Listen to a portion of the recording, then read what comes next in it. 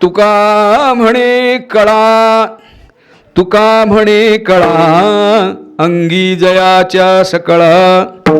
तुका म्हणे कळा जया अंगी जयाच्या सकळा. तो हा गवळियाचे घरी उंबरा चढता टेका धरी. नमो सद्गुरु तुकया ज्ञानदीपा. नमो सद्गुरु सच्चिदानंद रूपा. नमो सद्गुरु भक्त कल्याण मूर्ती. नमो सद्गुरु भास्करा पूर्ण कीर्ती. तुझा आठव विसरवे आपणा ते तरंगा जळी घाली तैसे होते. अलंकार सोनेची होवणी ठेला गळाया परी आठवी सद्गुरूला. श्रीमंत श्रेष्ठ जगद्गुरु तुकोबारायांचा प्रस्तुत कीर्तनाचा अभंग. गोकुळातलं वर्णन करणारा अत्यंत गोड असा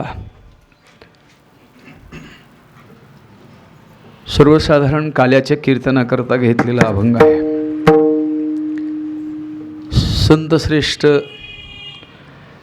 ज्ञानोबारायांच्या समाधी सोहळ्याच्या निमित्ताने जो या पाटीलवाड्यामध्ये आणि रुईमधील माऊली भक्तांच्या सहकार्याने जो उत्सव सुरू आहे त्या उत्सवाची आज सांगता आहे. दिंडी म्हणजे पंढरीची दिंडी किंवा असा उत्सव, त्या उत्सवाचं काल्याचं कीर्तन हा प्रघात जो कशाकरता सुरू केला याच्या पाठीमागं ही काही व्यवहार्य गोष्ट दाखवून नाही की आपल्या अंतःकरणामध्ये या गोपाळ गोपिकांच्या मनामध्ये जे निष्काम प्रेम होतं त्या निष्काम प्रेमापर्यंत आपण पोहोचावं. कारण आपण भक्ती करतो याच्या पाठीमागं कुठली तरी अपेक्षा असते, कुठलं तरी आमचं काम व्हावं, निदान सगळं काम आपलं झालं असलं तरी निदान आपल्याला समाधान मिळावं. आमचे गुरुजी म्हणायचे आम्ही देवाची भक्ती करतो आमचं बस्तान बसावं म्हणून. पण आमचं बस्तान कधीच बसलं नाही. प्रपंचात कोणाचंही बस्तान बसत नाही बरं का. बस्तान एकदाच बसते. त्यामुळे प्रपंचामध्ये अतिशय चंचल असलेला हा प्रपंच थोडंसं कुठे बरं वाटायला लागलं की आम्ही जीवनात ही घडी अशीच राहू दे म्हणतो. ती राहत नाही बरं, बदलत असते. नित्य बदलणारा असा संसार आहे. अनेक बुद्धीचे तरंग क्षणोक्षणा पालटती रंग धरू जाता संग तव तो होतो बाधक म्हणतात. म्हणजे अतिशय बदलणारा क्षणभंगूर नाही भरवत फारे सावड तोडा माया आशा असा नित्य बदलणारा प्रपंच. त्यामध्ये असणारे तुम्ही आम्ही देवाची सेवा करतो. अंतःकरणामध्ये कोणती ना कोणती अपेक्षा असते. म्हणजे सकाम बुद्धीने देवाच्या सेवेला आपण लागतो. पण जेव्हा इथं येतो तेव्हा रोज पारायण करता करता प्रवचन ऐकता ऐकता आपल्या मनामध्ये हळूच येऊ लागतं की आता मला काही इच्छा नाही. कारण इथं जे आनंद मिळतो प्रवचनाचा, पारायणाचा, सत्संगतीचा जो आनंद मिळतो तो निष्कामता निर्माण करणारा असतो. आणि ती निष्कामता काल्याच्या कीर्तनाच्या निमित्ताने आपल्याला सापडते. कारण काल्याच्या कीर्तनामध्ये दंडक आहे की चरित्र ते उच्चारावे केली देवे गोकुळी. गोकुळातल्या चरित्राचं वर्णन करायचं असतं. गोकुळातलं चरित्र हे गोपगोपिकांच्या निष्काम भक्तीचं स्वरूप आहे. आणि अशा निष्काम भक्तीचं स्वरूप जेव्हा आपल्या अंतःकरणामध्ये असतं खरं तर तेच प्रेम असतं बरं का. प्रेमाची मूळ व्याख्याच ती आहे की काहीही अपेक्षा न करता केलेलं असतं त्याला प्रेम म्हणतात. आपण प्रेम करत नाही, आपल्या मनामध्ये कुठली तरी सकाम भावना असते त्याला प्रेम म्हणत नाहीत.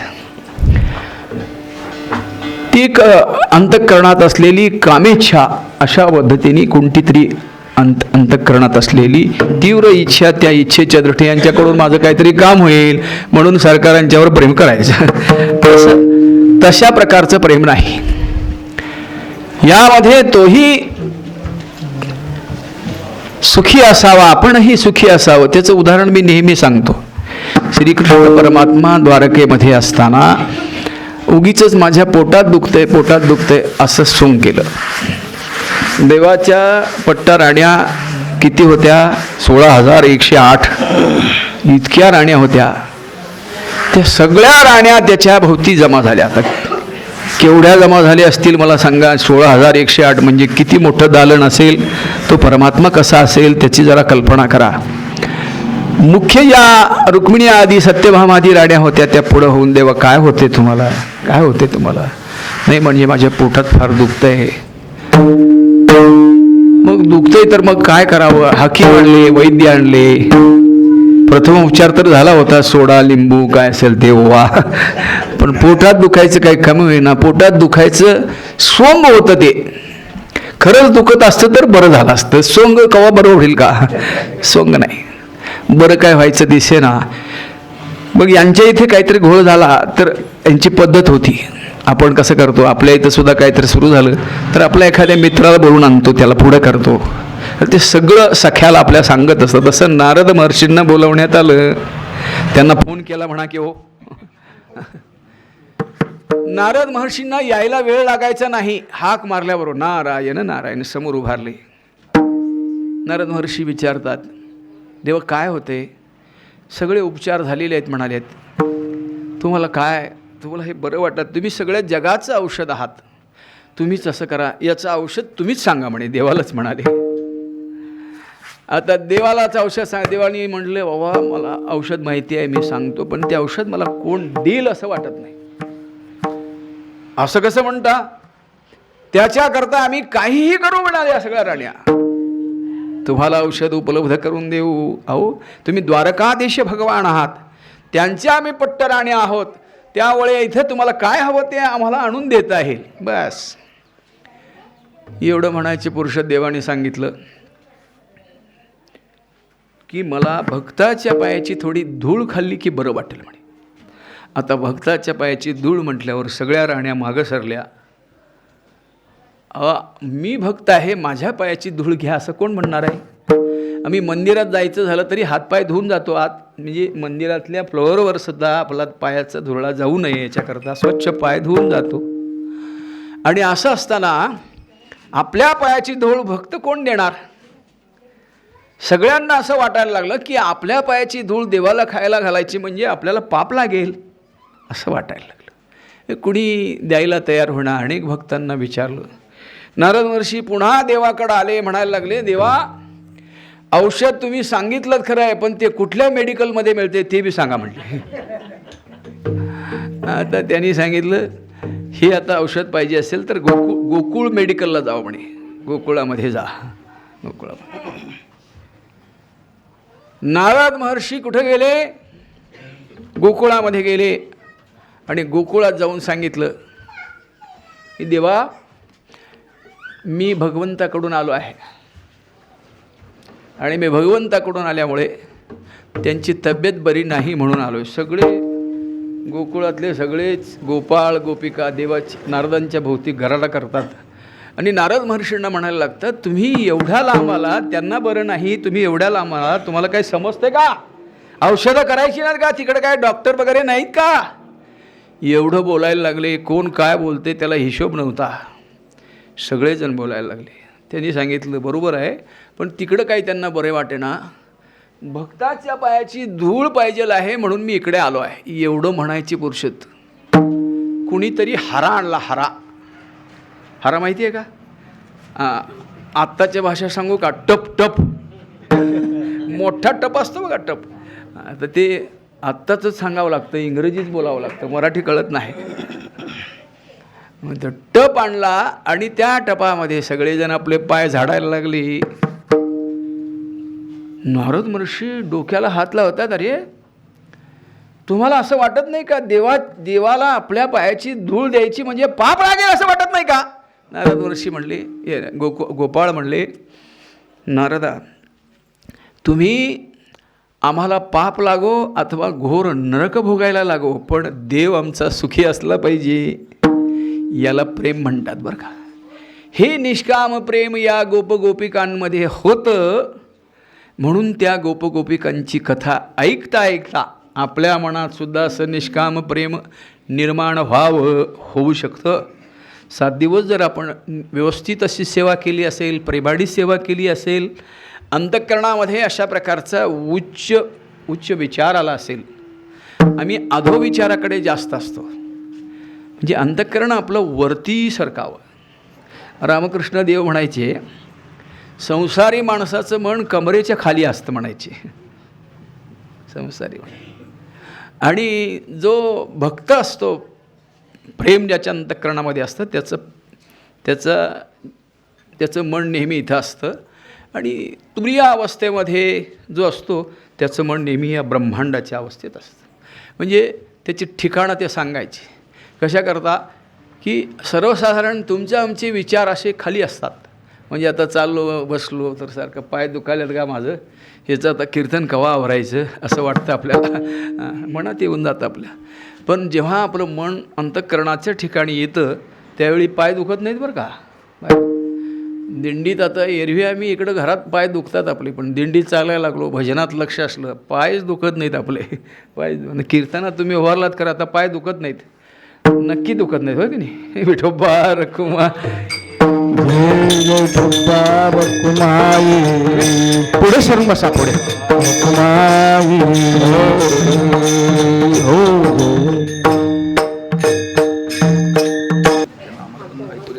असो, त्यामुळे गोकुळातलं चरित्र आपण चिंतनाकरता घेतो. त्या गोकुळातल्या चरित्रामध्ये त्या गोपाळांचं जे गोपाळांचं जे निष्काम प्रेम आहे ते बघायला मिळतं. त्याची कथा जरी ऐकली त्याच्यात एक विशेष ताकद अशी आहे, श्रीकृष्ण परमात्म्याची ही जर कथा जरी आपण ऐकली तरी अंतःकरणात भक्तीचा उदय निर्माण होतो. म्हणून सर्वसाधारणपणे कुठल्याही पारायणाची सांगता करताना काल्याचं कीर्तन हे होतंच. त्यानिमित्तानं आज आपण ज्या अभंगाचं चिंतन करत आहोत अतिशय गोड अभंग आहे. जरा म्हणणाऱ्यांना थोडा आडवा येणार आहे, परंतु अनंत ब्रह्मांडे एके रोमी ऐशे धेंडे म्हणजे काय म्हणतात, अनंत ब्रह्मांड ज्या श्रीकृष्ण परमात्म्याच्या एका रोमावर वसलेले आहेत. एक रोम समजतं ना, अंगावरचा एखादा केस, त्या एका रोमावरती त्या भगवंताच्या त्या एका रोमावरती अनंत ब्रह्मांड वसलेली आहेत. असा तो परमात्मा आहे. एवढा मोठा व्यापक असणारा परमात्मा, पण या गवळ्याच्या घरामध्ये, तो हा गवळीयाचे घरी, तो या गवळ्याच्या घरामध्ये तो उमरा चढताना गोपाळांचा हात धरतो किंवा खाली हात टेकून चढतो. म्हणजे तो एवढा आहे तर त्याला एकदम आत जाता येत नाही का. पण या गवळ्याच्या घरात जात असताना हात टेकून जाताना त्याला अतिशय आनंद होतो. केवढा लहानपणा धारण केला त्यांनी. तो हा गवळीयाचे घरी उमरा चढता टेका धरी. तर तो काही सामान्य नाही. अशाच अवस्थेमध्ये त्यांनी मारिलेले दैत्य गाढे म्हणजे अतिशय भयंकर असे जे दैत्य होते, ते दैत्य त्यांनी त्या वयामध्ये मारले, सहज मारले. मारिलेले दैत्य गाढे त्याचे पुराणी पवाडे. म्हणजे अशा दैत्यांना मारलेली कथा त्या पुराणांमध्ये, विशेषत्वानं महाभागवत पुराणामध्ये आपल्याला ती ऐकायला मिळतात. आणि हा परमात्मा असा आहे, तुका म्हणे कळा अंगी जयाच्या सकळा. म्हणजे देवाच्या अंगात कळा आहेत म्हणजे दुःख नाही असा अर्थ लावू नका बरं का. देवाच्या अंगामध्ये सकळ कळा आहेत. ज्याला 64 कळा म्हणतो आपण, 64 कळा म्हणतो शास्त्राधाराने. त्या 64 कळा म्हणजे सर्वांगपूर्ण असा हा परमात्मा आहे. म्हणून जयाच्या अंगी जयाच्या सकळा म्हणले. कुठलीच कळा त्याच्याकडे नाही असं नाही. कळा याचा अर्थ कला या दृष्टीने आपण बघू. आणि असा हा परमात्मा असल्यामुळे तो हा गवळीयाची घरी उमरा चढता टेका धरी. अभंगाचा असा सरळ अर्थ आहे, विठोबा रखुमाई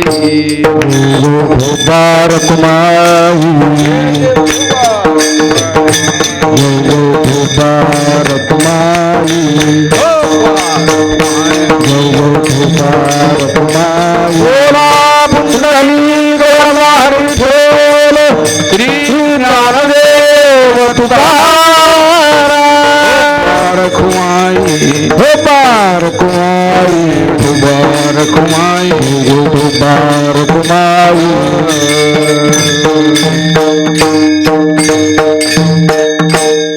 अनंत ब्रह्मांडे की रुमी ऐशी धेंडी तू हा गवडियाची घरी उमरा चढता टेका धरी देवाधी देवा जगत्रय जीवा देवाधी देवा जगत्रय जीवा बरी अशी केशवा विनंती माझी हरियंती केशवा विनंती माझी हरियंती देवादि देवा जगत्रय देवा देवादि देवा जगत्रय जीवा देवादि देवा जगत्रय जीवा देवादि देवा जगत्रय परियंती केशवा विनंती माझी परियंती केशवा विनंती माझी माझी वाणी तुझे वर्णी गुण नाम माझी वाणी तुझे वर्णी गुण नाम माझी वाणी तुझे वर्णी गुण नाम परियंती केशवा विनंती माझी परियंती केशवा विनंती माझी माझी वाणी तुझे वर्णी गुण नाम माझी वाणी तुझे वर्णी गुण नाम माझी वाणी तुझे वर्णी गुण नाम देवाधी देवा जगत्रय जीवा परियेशी केशव विनंती माझी माझी वाणी तुझे वर्णी गुणनाम ऐसे देई प्रेम काही कळ देवा. तुमचं वर्णन करण्याकरता माझ्या अंतःकरणामध्ये अशा प्रकारचं प्रेम अशी प्रार्थना तुकोबाराय करतात. आपणही तशी प्रार्थना करायची. आम्हाला ऐकायचं आहे तुमचं चरित्र. त्या दृष्टीने आमच्या अंतःकरणात प्रेम निर्माण केलात तर ते ऐकता येईल, सांगता येईल, त्याचा आनंद लुटता येईल. कारण श्रीकृष्ण परमात्म्याचं चरित्र अतिशय दिव्य अशा प्रकारचं आहे. श्रीकृष्ण परमात्मा आपल्या सर्वांना माहिती आहे बंदिवासाच्या तिथे त्या मथुरेमध्ये त्यांचा जन्म झाला. आपण जास्त वेळ मथुरेत राहायचं नाही, गोकुळातलं चरित्र बघायचं आहे म्हणून गोकुळाकडे यायचं आहे बरं. त्यामुळे मथुरेमध्ये देवकी वसुदेवाच्या पोटी श्रीकृष्ण परमात्म्याचा श्रावण वद्य अष्टमीला रात्री 12 वाजता जन्म झाला. जन्म झाल्या झाल्या देव कसे जन्माला आले, जन्माला आल्याबरोबर ते 10-11 वर्षाचे दिसत होते. या देवकी मातेला वाटायला लागलं की आता याला कुठे झाकून ठेवू, कारण आत्तापर्यंतची ही मुलं सगळी या कंसाने माझ्या मारली. देवपोटी जन्माला आला आहे, देवासारखा मोठा दिसतो आहे, तरी तिच्या अंतःकरणात मायेचा प्रभाव असल्यामुळे तिच्या लक्षात आलं नाही की देव जन्माला आला आहे, तरी या कंसाला काय भ्यायचं असं जन्माला आलं नाही. उलट ती वसुदेवांना म्हणायला लागली, लपवा लपवा जग जेठी, याला कुठे ठेवावं, याला कुठे ठेवावं. आता याला झाकून ठेवता येईल का, सूर्याला झाकता येईल का हो. याला झाकायचं कठीण आहे. देवानी सांगितलं तुम्ही काही काळजी करू नका, मी त्याच्याकरताच आलेलो आहे, फक्त एवढं करा, मला इथं ठेवू नका, मला गोकुळामध्ये घेऊन चला. नंदाच्या घराला, नंदाच्या घराला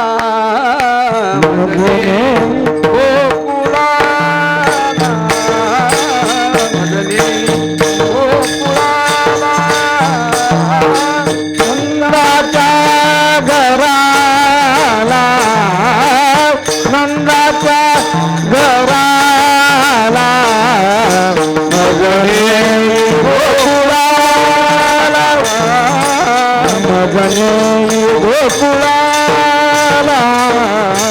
मजने गोकुळाला नंदाच्या घराला नंदाच्या घराला नंदाच्या घराला नंदाच्या घराला मजने गोकुळाला मजने गोकुळाला नंदाच्या घरा माया उपदाली घराला उपदाली तेथे मजने गोकुळाला नने गोकुळाला माया उपदाली माया उपदाली तेथे माया उपदाली नंदाच्या घराला मजने गोकुळाला म्हणसी असती रक्षपाळ हे द्रुपद तेम्या मोहिले सकळ माया उपजली तेथे मज ठेवी आणि येथे. नामदेव महाराजांची गवळण आहे. नामदेव महाराजांनी त्यात वर्णन केलेलं आहे की मला तुम्ही इथं ठेवू नका. श्रीकृष्ण परमात्मा सांगतात मला गोकुळात घेऊन चला. देवाचं दिव्य असं म्हणतो की एका ठिकाणी जन्माला आले, एकाला आई म्हटलं आणि शेवटी पांडवांना उपयोगाला आहे. ज्ञानोबाराय वर्णन करतात देवकी उदरी वाहिला यशोदा सायासे पाळीला शेखी उपेगा गेला पांडवासी. व आपण म्हणतो ना द्वारकेचा राणा पांडवा घरी, म्हणजे पांडवांच्या घरी तिथली सगळी सेवा करत बसले. देवाचं दिव्य आहे म्हणून तिथं जन्माला आले. जाताना सांगितलं असं मग देवा तुम्हाला कसं न्यायचं. मी लहान होतो म्हणे. लहान झाले मग म्हणायला लागले आम्हाला बांधलेलं आहे देवा. देव म्हणले बाबा उठून कामाला तर लागा. माणसं असंच करतात हो आम्हाला काम लय आहे बांधून टाकले आमची काय सुटका होत्या म्हणता असंच म्हणत बसतात. पण उठून आपण जर कामाला लागलो किंवा उठून कीर्तनाला आलो तर ते सुटतंय बरं का. आता यांना काही काम नाही का. आमच्या मामाचं सांगतोय असं नाही बरं का. काम असणारेच आपण सगळे आहोत पण ते सोडून आलो म्हणून तुटलं बंधन. नाही आलो तर काय होईल तिथंच बांधून राहिलं जाईल. म्हणून कोंडमार होता केला बहुदिस सोडवी निमिष न लागत. एक निमिषसुद्धा लागलं नाही. नकळे तो त्याशी सांगितला ठाव आपण अशी ठाव नंदा घरी जाता येता वसुदेवास. नंदाच्या घराला जात असताना कुठल्याही प्रकारची अडचण आली नाही. सवे देवतया आड नये काही तुका म्हणे नाही भय चिंता. देव बरोबर असल्यावर कशाची चिंता करायचं कारण आहे. अडचण काही येत नाही. देव बरोबर असावं. आमच्यात बरोबर देव नसते बरं का. कन्नड येते का कुणाला मी सांगू काय आमच्याबरोबर देव नसतोय देव असते. देव म्हणजे भूत बरं का. आमच्याबरोबर देव असते भूत असते सारखं. म्हणजे अविचार आपल्या मनात असतो त्यामुळे सारखी अडचण येते. मग आता एक विज्ञान सांगू लागले किंवा आत्ताचे काही वेगवेगळे संप्रदाय आले ते सांगायला लागले पॉझिटिव्ह विचार करा. म्हणजे याचा अर्थ काय अविचार मनात न ठेवता राहा असं त्याचा अर्थ आहे. मग हे आमच्या संतांनी आधी सांगितलंयच. संतांनी आपल्याला आधी सांगितलंयच पण ते पटेणं झालंय म्हणून आता जरा इंग्रजी सांगावं लागलं पॉझिटिव्ह विचार करा. म्हणून याचा अर्थ काय भगवंताचा विचार हा एकच पॉझिटिव्ह विचार आहे. बाकीचे विचार पॉझिटिव्ह नाही आहेत बरं का. प्रपंचातलं काहीतरी चांगलं मनात येऊ गेलं आपण म्हणू की चांगलं होतंय म्हणा. पण चांगलं होतंय म्हणता मनात केव्हा संशय येतो सांगता येत नाही. त्याच्यापेक्षा रामकृष्ण हरी म्हणा. आपल्या मनाला जे काही समोर येईल अवघा तो शकून हृदयी देवाचे चिंतन म्हणाले. अवघा तो शकून हृदयी देवाचे चिंतन. देवाचं चिंतन आपल्या मनात असणं हा खरा शकून आहे. उगीच म्हणायचं आम्हाला सगळ्यांना चांगली बुद्धी दे, सगळ्यांना हे दे, म्हणजे सद्बुद्धी मनात असावी, पॉझिटिव्ह विचार असावा आणि मग आपल्या कामाला जावं. त्यापेक्षा रामकृष्णारी म्हणा सोपं आहे. आम्ही अवघडमध्ये जास्त जातो, अवघडपेक्षा सोपं असावं. वसुदेवाने भगवंताला बरोबर घेतलं असं त्याचा अर्थ भगवंताचाच विचार अंतःकरणात घेतला आणि देवाला टोपलीत घातलं आणि निघाले. आपोआप सगळं सजीव असणाऱ्या गोष्टी निर्जीव झाल्या. म्हणजे जे वॉचमॅन होते ना, इंग्रजी सांगितल्यावर कळतं म्हणून म्हणालो बरं का, नाही रक्षपाल म्हणतात त्याला, द्वारपाल म्हणतात. राजाच्या दारात असतात ते द्वारपाल आणि ह्याच्यात असतात त्याला रक्षपाल म्हणतात. हे रक्षपाल 6-7 दारं होती. त्या सगळ्या दारांच्या तिथे ते रक्षपाल होते, पण ते सगळे झोपी गेले आणि दारं सगळी आपोआप उघडली. देवाला घेतलं आणि निघाले. बारीक पाऊस पडत होता. पावसापासून रक्षण व्हावं म्हणून स्वतः शेषांनी त्याच्यावर अशी छत्री धरली होती. पणा वसुदेवाला नकळत, वसुदेवाला माहिती नव्हतं बरं का, पाऊस लागत नव्हता. देवाला घेऊन निघाले. पाऊस का पडत होता? पावसाला आनंद झाला होता की भगवंत आलाय. पाऊस पडणं हे आनंदाचं लक्षण आहे बरं का. पण आत्ताच्या काही लोकांना पाऊस पडला तर काय किचकिच सुरू झाली असं म्हणतात. आणि खरं म्हणजे आता पाऊस नाही पडणं झाला म्हणजे ते कळतं बरं का. मधल्या काळात आता पडला नाही, आत्ता कळायला लागला, तर नाही पडला तर कसं होणार, प्यायला तर पाणी पुरल का नाही असं वाटायला लागलं आता. जेव्हा आपल्याकडे पाणी आहे म्हणून नाही, पण तिकडच्या भागात जर आपण गेलो, पाणी म्हणजे त्यांना अतिशय सोनं असल्यासारखं आहे. म्हणून हा बारीक मंद मंद पाऊस पडतोय, रात्रीची वेळ आहे. चालले, यमुना मैया आडवी होती. यमुना मैया हिनं अनेक जन्म देवाला प्राप्त करून घ्यावं म्हणून वाट बघितली होती. तुम्हाला यम माहिती आहे का हो? यम ओळख आहे त्याची? त्याचा फोन नंबर असला तर द्या की मला, होय नाही. यम माहिती आहे का आपल्याला? यम म्हणजे काळ जो असतो तो यम म्हणजे आपल्या समोर रेड्यावर बसलेला काळा कभिन्न हे आपल्या ध्यानात असतं. पिक्चरमध्ये वगैरे दाखवतात, TV सिरियलमध्ये वगैरे दाखवतात तो यम. त्या यमाची एक जुळी बहीण होती, यमी नावाची. यमी बरं का. ती अतिशय काळी कभिन्न होती. तिचा कोणी अंगीकार करेना हो, तिचा अंगीकार कोणी करेना. तिच्याशी कोणी लग्न करेना. आता लग्न करेना म्हणून ती सगळ्यांना विचारत सुटली. शेवटी ते देवाकडे आले. देवा, माझा कोणी अंगीकार करत नाही, तुम्ही तरी माझ्याशी लग्न करा. आता हे केव्हाच्या काळातलं आहे? लांबच्या काळातलं आहे, आत्ताच्या नाही बरं का. आत्ताच्या काळात आता मुलं चालली आहेत घरा, आमच्याशी लग्न करून घ्या म्हणून अशी अवस्था आहे. त्यामुळे त्या काळातली ही गोष्ट आहे. यमीनं देवाला म्हटलं, देवा माझ्याशी लग्न कराल? देव म्हणलं, मी तयार आहे. अरे असं लगेच कसं काय तयार झाला? नाही म्हणे, तूही काळी आणि मीही काळा, ठाईचाची काळा अनादि बहु काळा असा मी आहे. आणि असं काळा असल्यामुळे मी तयार आहे म्हणे लग्नाला, पण या जन्मात नाही, तुला थोडी वाट बघावी लागेल.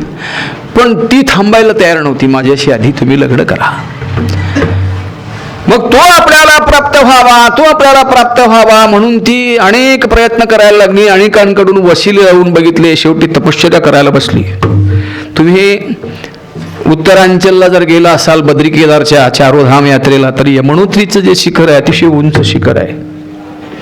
त्या यमुनोत्रीच्या शिखरावरती तिनं तपश्चर्या करता साधना सुरू केली. पण काही केल्या देव प्राप्त होईना. देव असा सहज प्राप्त होत नाही बरं का. देव प्राप्त होण्याकरता अनंत जन्माचं पुण्य असावं लागतं. योगियांचे ध्यानी धाता नातोडशी असा तो परमात्मा अतिशय अवघड आहे. शेवटी त्या परमात्म्याच्या प्राप्तीची इच्छा अंतःकरणात धरून तिनं रागानं त्या यमुनोत्रीच्या शिखरावर जी उडी मारली, ती यमुनेच्या रूपाने वाहत वाहत गोकुळात आलेली होती. आणि ती देवाची वाट बघत होती. देव आता आलेलं बघितल्या ती वरून चढायला लागली प्रेमाने. त्याला एकदा भेटावं. पतिव्रता स्त्रीला काय हवं असतं? भगवंताचे चरण प्राप्त व्हावेत, आपल्या पतीचे चरण प्राप्त व्हावेत. त्याचं एकदा दर्शन आपल्याला व्हावं या दृष्टीने ती भरभर वर चढायला लागली.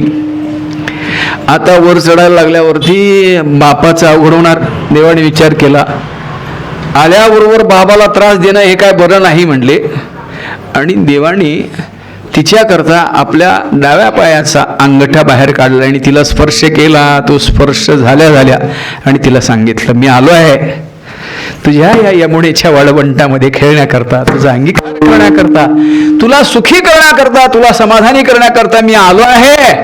थोडं आता थोडं थांब, मी आता आलो आहे. गोपाळांबरोबर मी तुझ्याकडे येणार आहे, तुला मी आनंदी करणार आहे, असं आश्वासन दिलं. पायाचा स्पर्श झाल्याबरोबर त्या भागवतात असं वर्णन आलेलं आहे श्रीमद भागवतामध्ये, यमुना दुभंगली, खाली उतरली नाही, दुभंगली म्हणजे भांग पडावा. नदीत कधी असा भांग पडलाय का हो? पण असा भांग पडला. हे भांग पडणं म्हणजे काय? आपलं हृदय उघडं करणं. यमुनेनी आपल्या अंतःकरणामध्ये काय दुःख आहे तुला मी भेटण्याकरता आतुर झालेली आहे. मनामध्ये मला तुझ्याशी लग्न करण्याची इच्छा झाली होती, त्यापेक्षा तू कोण आहेस हे आता मला कळालं. तुला प्राप्त करून घेणं म्हणजे सर्वात सुख आहे. अशा पद्धतीने मी माझ्या अंतःकरणात घेतलेलं आहे. माझं हृदय मी तुला उघड करून दाखवते.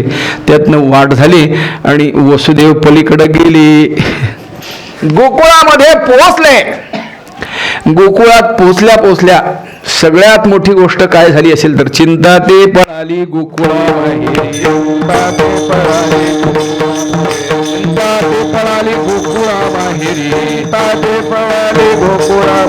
प्रवेश भितरी केला देवी, प्रवेश भितरी देला देवी, प्रवेश भितरी देला देवी. चिंता ते पळाली गोकुळाबाहेर, चिंता ते पळाली गोकुळाबाहेर, ते पळाली गोकुळाबाहेर,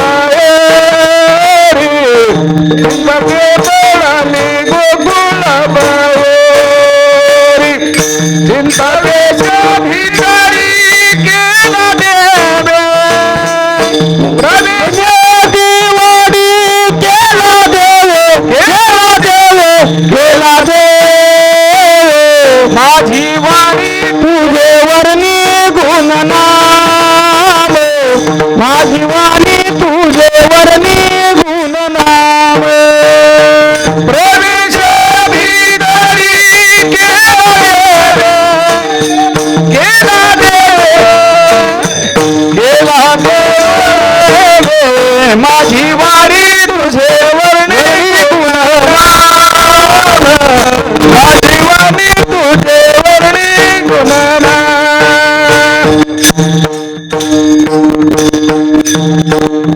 चिंता ती पळाली गोकुळाबाहेर. आपण सुद्धा ध्यानात ठेवायचं, आपल्याकडे देव आला तर याची खूण ओळखणं म्हणजे चिंता निघून जाणं. आम्ही सारखी चिंता करत असतो, याचा अर्थ अजून आमच्याकडे देव आलं नाही. देवच आलंय, देव आलं नाही. समजलं? आपल्याकडे देव आला आहे, देवाचं काही आपल्याला मिळालं आहे, अशी अवस्था जेव्हा होते तेव्हा आपण चिंतारहित होतो, निश्चिंत होतो. निश्चिंत होतो, देवाच्या कृपेने आपण निश्चिंत होतो. आणि ही निश्चिंतता त्या गोकुळातल्या सगळ्यांना प्राप्त झाली. एका बाजूने चिंता निघून गेली आणि गोकुळात आनंद झाला. गोकुळीच्या सुखा, गोकुळीच्या सुखा, गोकुळीच्या सुखा. अंत पार नाही लेखा, अंत पार नाही रेखा, अंत पार नाही लेखा, अंत पार नाही लेखा, अंत पार नाही लेखा. गोकुळीच्या सुखा, गोकुळीच्या सुखा, गोकुळीच्या सुखा, गोकुळीच्या सुखा, गोकुळीच्या सुखा, गोकुळीच्या सुखा, गोकुळीच्या सुखा.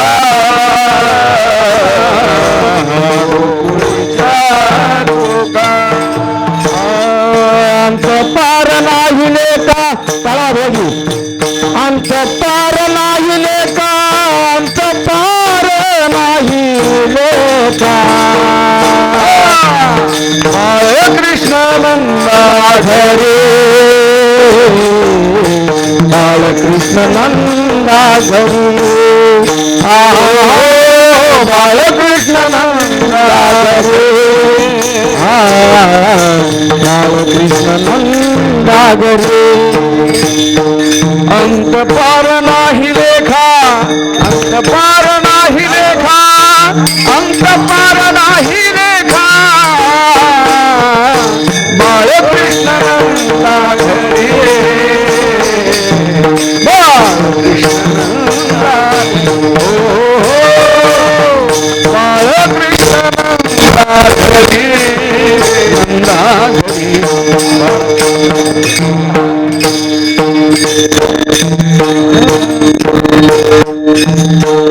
गोकुळीच्या सुखा अंत पार नाही लेखा बाळकृष्ण नंदा घरी. हो का? गोकुळ या शब्दाचाच अर्थ असा होतो, गो म्हणजे इंद्रिये, इंद्रियांचं कुळ म्हणजे आपल्या याच देहामध्ये आपल्या जीवनात या मनुष्य जन्मामध्ये आनंद व्हावा. लक्षात घ्या, प्रत्येकाला असं वाटून जावं की मी माझ्या जीवनामध्ये आनंदी आहे, समाधानी आहे. नसते बरं का आपल्याकडं, काय तर कमी असतेच, काय तरी इच्छा आपल्या अंतःकरणात असतेच, कुठलं तरी त्रुटी आपण त्या कुठल्या तरी त्रुटीला चिकटून बसलेलं असतोच. हे त्याचे पूर्णतेचं लक्षण नाही. जो संत असतो, जो महात्मा असतो, तो अतिशय आनंदी असतो. देखी अखंडित प्रसन्नता अतिजेत चित्ता तेथरिगणेना ही समस्ता संसार दुःख. संसार दुःख संपून जाईल अशा प्रकारची आनंदी अवस्था असते. ती आनंदी अवस्था ज्याच्या अंतःकरणामध्ये असते तो पूर्ण झालेला असतो.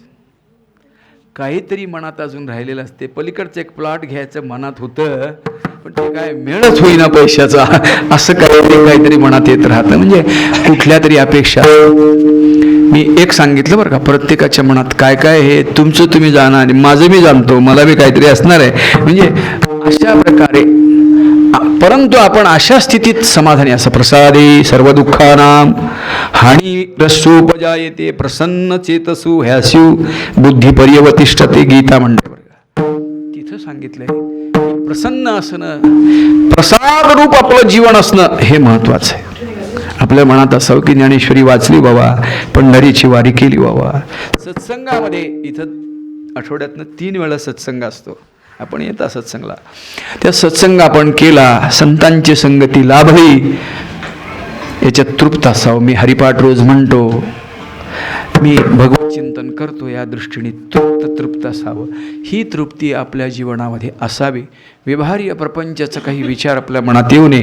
नेहमी हा विचार मला मिळाला बरं का, मला संपूर्ण तीर्थयात्रा करायची, तीर्थयात्रा संतांच्या संगतीत जायला मिळालं बरं का, असं तृप्त असावं. असं न होता आपण वेगळ्याच अवस्थेत असतो, म्हणजे अतृप्त असतो. ही अतृप्ती दुःखाचं स्वरूप आहे, दुःखाचं स्वरूप. तसं श्रीकृष्ण परमात्मा गोकुळामध्ये गेले, सगळा आनंद निर्माण झाला. गोकुळवासी अतिशय सुखी. गोकुळी आनंद प्रगटले सुख. गोकुळी आनंद प्रगटले सुख. अहो, घरोघरी झाला लक्ष्मीचा वास. दैन्य दारिद्र्यास त्रास आला. सगळं दैन्य दारिद्र्यच संपून गेलं. सगळं आनंदीने म्हणा. या आनंदामुळे घरोघरी भगवंताची कथा भजन सुरू झालं. म्हणजे आनंदाचं खरं लक्षण आहे.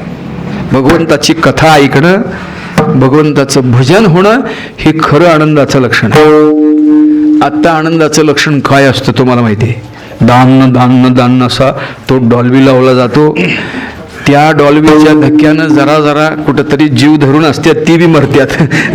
म्हणजे जगणं व्हायला पाहिजे, त्याच्याशिवाय मरणं होतं अशी जर अवस्था असेल आनंदाची, तर काय उपयोग आहे का? फटाकड्या वाजवणं आनंदाचं लक्षण नाही. आनंदाचं लक्षण भगवत भजन करणं आहे, हे महत्त्वाचं असू द्या. असो, श्रीकृष्ण परमात्मा गोकुळात आल्यावर सगळ्यांना आनंद झाला. श्रीकृष्ण परमात्म्याचा जन्म झाल्याची वार्ता गवळणींना समजली. पहिल्यांदा कोणाला समजली असेल तर नंदबाबाच्या बहिणीला. तिचं नाव होतं सुनंदा. नंदाची बहीण सुनंदा होती. त्या सुनंदेला पहिल्यांदा बघायला मिळालं की माझ्या वहिनीच्या समोर, आता हे कोणालाच माहिती नव्हतं बरं का, इथं देव आला आहे हे कोणालाच माहिती नव्हतं. कोणालाच. सगळे असे निद्रिस्त झाले होते, योगमायेच्या अवस्थेतनं सगळे असे निद्रिस्त झाले होते. आणि त्याच्यासमोर, त्या यशोदा मैयाच्या समोर श्रीकृष्ण परमात्म्याला या वसुदेवाने ठेवलं आणि तिथं माया उपजली होती, तिला घेऊन गेले. ही गोष्ट आपल्याला माहिती आहे. श्रीकृष्ण जन्माच्या कथेत आपण ती वाचतो. आणि त्या सुनंद्यानं पाहिलं की आपल्या वहिनीच्या समोर काहीतरी निळा प्रकाश पडलेला आहे. आणि पळत जाऊन बघितलं, वहिनी उठा, तुम्हाला आता झोपेत बाळंत पण होतं का हो? पण हे सगळं योगमायेचं लक्षण आहे. योगमायेचं अतिशय आनंद निर्माण झाला. ती पळत पळत जाऊन नंदबाबा त्या गोकुळात, म्हणजे आपल्या गाईच्या गोठ्यामध्ये सकाळी उठून गोसेवा करत होते. तिथं जाऊन सांगितलं, लाला भयो, तुम्हाला मुलगा झालाय, मुलगा झालाय म्हणून सांगितल्यावर अतिशय आनंद झाला. त्याच वेळेला त्यांनी, त्यांच्या गळ्यामध्ये नवरत्नाची माळ होती. ती तिला आनंदाची बातमी समजली की काहीतरी दान द्यायचं. आमच्याकडे काय नसतेच आणि दान काय देऊ आम्ही. ती नंदबाबाच्या गळ्यात गोठ्यात लोटत असताना काय होतं, नवरत्नाची माळ होती गळ्यात. ती तशीच त्या बहिणीला देऊन टाकली आणि आनंदित झाले. सगळ्यांना समजलं. गवळण सांगे गवळणीला पुत्र झाला, यशोदेला एक धावी एकी पुढे, ताटी वाटी सुंटवडे, सुंटवडे वाटायला लागले. सगळ्या गोकुळाला कळालं. गोकुळ सगळं नंदबाबाच्या घरात सगळं आलं, लोटलं. आणि मग काय, एकापेक्षा एक सगळे आनंदानं नाचायला लागले. त्या जणाईनं सांगितलं आहे, दासी जणी हेल घाली असं सांगितले. म्हणजे काय, नंदबाबाच्या अंगणामध्ये हांडा हांडा पाणी भरून हेल पाणी ओतायला लागले. म्हणजे पूर्वी अजूनसुद्धा त्या गुजरातच्या भागामध्ये बघा, त्या भागामध्ये एखाद्याच्या घरी जर आनंद असेल तर त्याच्या अंगणामध्ये पाणी ओततात. पाणी ओततात. आमच्या आता दारात कोणतरी उठलं ते काठी घेऊनच अंगावर जाऊ आम्ही, हे काय चिखल करायला आहे म्हणून, हो की नाही. त्या काळामध्ये अशी ती अवस्था होती. आनंदाचं ते लक्षण होतं, आनंदाचं. आणि मग सगळ्या गोकुळातल्या गवळणी गोपिका श्रीकृष्ण परमात्म्याला पाहायला यायला लागल्या. सगळ्यांकडे देव टुकू टुकू टुकू पाहायला लागले. पाहतो का हो, रात्री जन्माला आलेलं म्हणून डोळं उघडून बघतं का? पण हे दिव्य अशा प्रकारचं बालक असल्यामुळे सगळ्यांकडे पाहता पाहता प्रत्येकाने काय काय पुण्य केलं आहे त्याचा हिशोब करत होते. कोणाला काय सुख द्यायचं आहे, कोणाला काय सुख द्यायचं आहे, सगळ्याचा विचार करत होते. यशोदा मैया आणि नंदबाबा हे कोण होते? पूर्व अवतारामध्ये गंधर्व होते. गंधर्व द्रोणवसू नावाचे गंधर्व होते. आणि यशोदा मैया ही धरा, तिच्या पत्नीचं नाव धरा. या गंधर्वांनी अतिशय पुण्य केलं होतं, अतिशय तपश्चर्या केली होती, देवांची सेवा केली होती. याच्यात सर्वात महत्त्वाची गोष्ट, त्या देवांचे जे मुख्य प्रजापती ज्याला म्हणतात, मुख्य गुरु जे म्हणतात, त्यांना आशीर्वाद दिला होता की तुमच्या पोटी भगवंत जन्माला येईल. सगळ्यात मोठी गोष्ट ध्यानात ठेवायची बरं का, संतांचा आशीर्वाद अतिशय मोठा असतो. बाकीचं काही प्राप्त नाही आपल्या जन्मात झालं तरी चालेल, तर संतांचा आशीर्वाद आपल्याला प्राप्त व्हावा. संतांची जर कृपा असेल तर तो कुठली साधना न करता तो देव त्याला प्राप्त होतो. हरिप्राप्तीशी उपाय धरावे संतांचे ते पाय म्हटलं. संतांची कृपा अतिशय दिव्य आहे. देव नाही प्राप्त झाला तरी चालेल, पण संत प्राप्त झाले तर देव आपोआप येतो म्हणतात. संतापायी माथा धरिता संभाव तेने भेटे देव आपे आप. अहो ते त्यांच्याजवळच असतोय, देव त्यांच्याजवळच असते. संत मिळाले की देव मिळतात, पण देव मिळाल्यावर संत मिळतील असं नाही. नामदेव महाराजांनी पांडुरंगाला जेवण घालायचं काम केलेलं होतं. जीव घालत होते, जीव. केवढ्या टकूचं घालून जाणारचं वय होतं, त्या वयामध्ये देवाला जेवायला घालायचं. आणि देवी त्याच्यासाठी लढीवाळ प्रेमाचा हा आहे म्हणून त्याच्यासाठी सगुण रूप धारण करून त्याचं दूध भात काय असेल ते खायचे. रोज त्याचा नैवेद्य खायची. पण जेव्हा संतांची कृपा झाली तेव्हाच कळालं की आपला नामदेव महाराजांनी आपलं कच्चेपणा सोडून पक्केपणा धारण केला हे लक्षात आलं. म्हणजे संतांची कृपा नंतर झाली आहे, देव आधी प्राप्त झाले. त्यांना वाटून जात होतं माझं देव नैवेद्य खातो नाही, मी काय कमी आहे काय, असं थोडासा इगो होता, इगो. तुम्हाला मी मध्ये मध्ये इंग्रजी बोलतो याकरता काय लोकांना इंग्रजीच आता समजते, मराठी समजत नाही म्हणून बरं का. नाहीतरी तुम्ही मनात म्हणाल या लई इंग्रजी, मला काही इंग्रजी येत नाही बरं का, हे समजून सांगण्याकरता तेवढं शिकले असो. आणि मग संतांची कृपा प्राप्त झालेली. कोण नाव काय सांगितलं? द्रोणवसू. कोणाचं नाव? नंदबाबाचं, पूर्व अवतारातील. लक्षात ठेवा बरं. मी कीर्तन झाल्यावर प्रश्न विचारतो, उत्तर बरोबर देईल त्याला 500 रुपये देतो बरं का. म्हणून लक्ष देऊन ऐका. अशी काही नावं मी विचारेन, त्याचं उत्तर तुम्हाला देता यायला पाहिजे. असो, गंधर्व अवतारामध्ये गंधर्व होते ते. भगवंताची सेवा करायची, अनेक प्रकारची तपश्चर्या केलेली होती, अतिशय सात्विक अशा प्रकारचे ते होते. आणि यशोदा मैयाचं नाव धरा होतं. धरा हे पृथ्वीचं नाव आहे. धरा म्हणजे धरती, हो की नाही, धरा.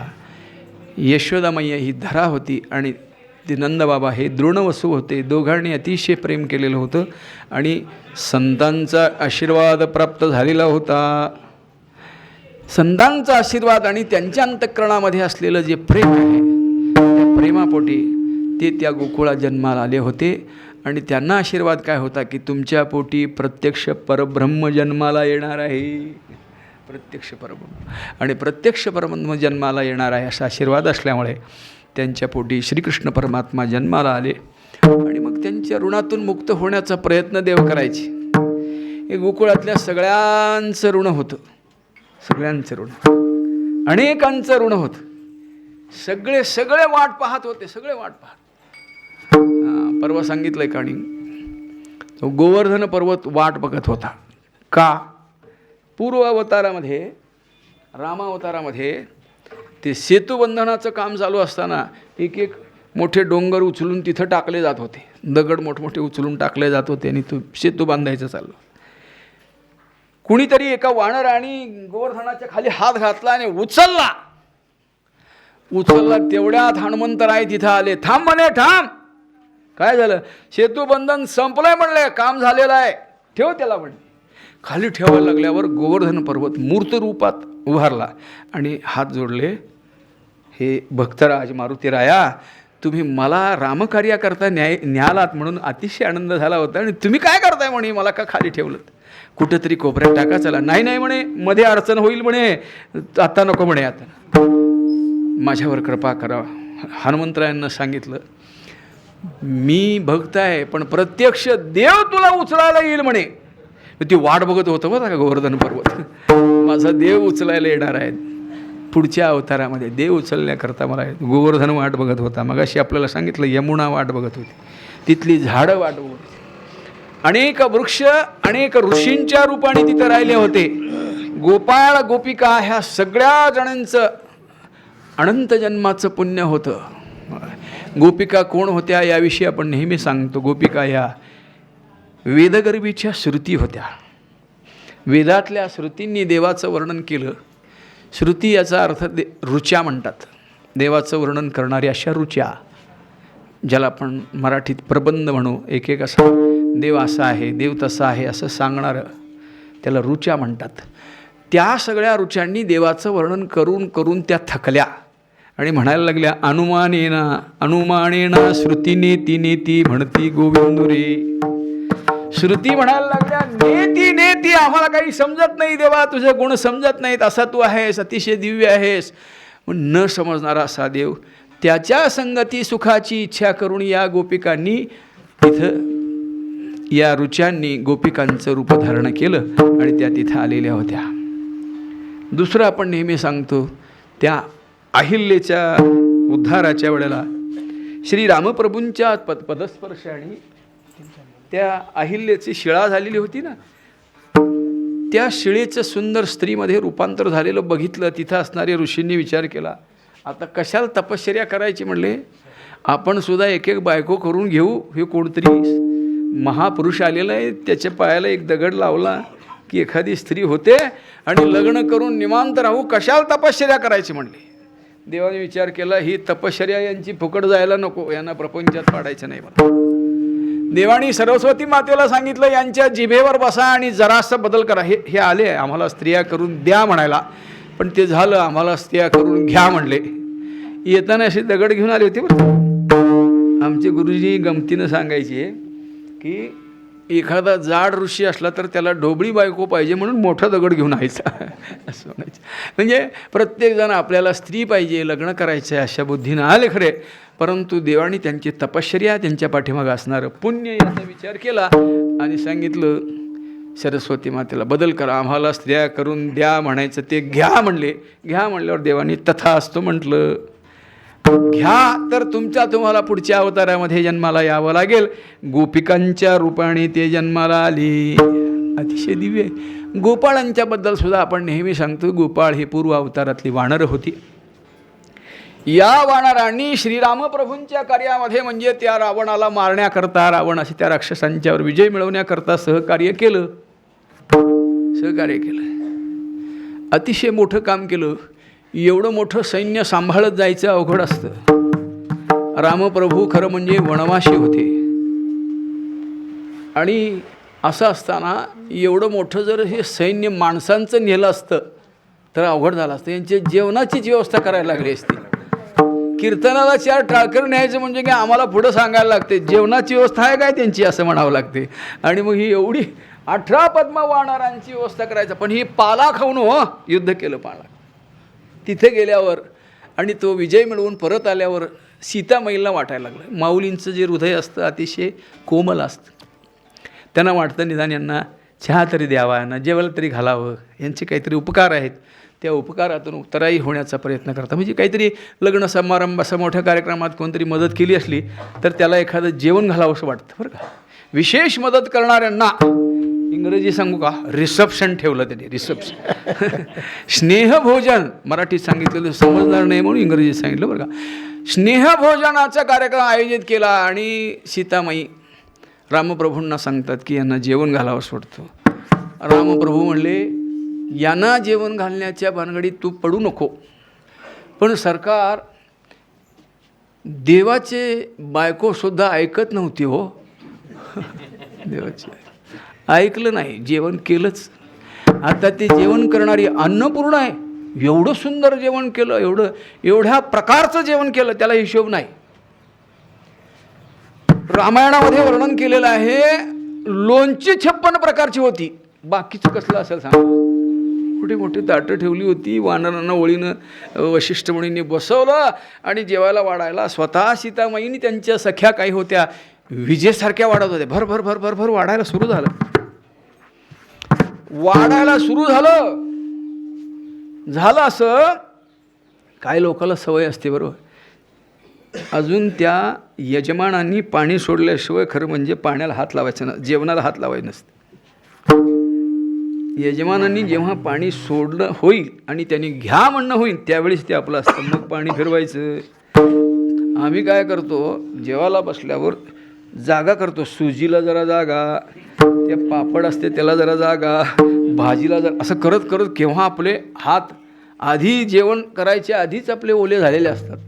पाणी सोडताना मी त्याच्या हातात आमटी आणि हे असतं सगळं, पण तोपर्यंत हात लावायचं नसतं. वाढणाऱ्यानेच ते सुजीमध्ये भात जाऊ नये, भातामध्ये भाजी जाऊ नये, अशी व्यवस्थेने वाढायचं असतं प्रेमाने. हे वाढणं प्रेमाचं असतं बरं का. नाहीतर काही लोक असं वाढत जातात, असं वाढत त्यांना वाटतं लय भारी हो मी लई फास्ट वाढतोय, फार फार फार वाढत जातात. मग ते भात कशात पडालाय, आमटीत पडला तरी बी चालतंय. मागणं आता ह्यांनी कालवूनच खाणार आहेत म्हणते ते वत्तेच, असं नाही. प्रेमाने वाढणं असतं ते. अतिशय सुंदर वाढणं चाललेलं होतं. पण काही लोकांना सवय असते, एखादं खाऊन बघायचं, जिलेबीचं असं तुकडा खाऊन बघ, भजी वाढली असते भजीचं तुकडा खाऊन बघ. त्यांनी परवानगी दिल्याशिवाय खायचं नसतं, हे ध्यानात असावं बरं का. त्यातल्या एका वानरांनी ते भोकराचं लोणचं एक होतं, त्याच्यात ते वेगळं वाटलं म्हणून त्यांनी असं हातात धरलं. गप बसेल का नाही, त्याने असं दाबलं. ते जिळबट असतं हो, 60 दिवशी उडलं ते भोकराचं लोणचं. असं उडल्यावर ह्याला आला राग, म्हणे लोणच्या माझ्यापेक्षा उडी मारतो. वानराला राग आला, माझ्यापेक्षा उडी मारतोस काय म्हणले, आणि अशी उडी जी मारली.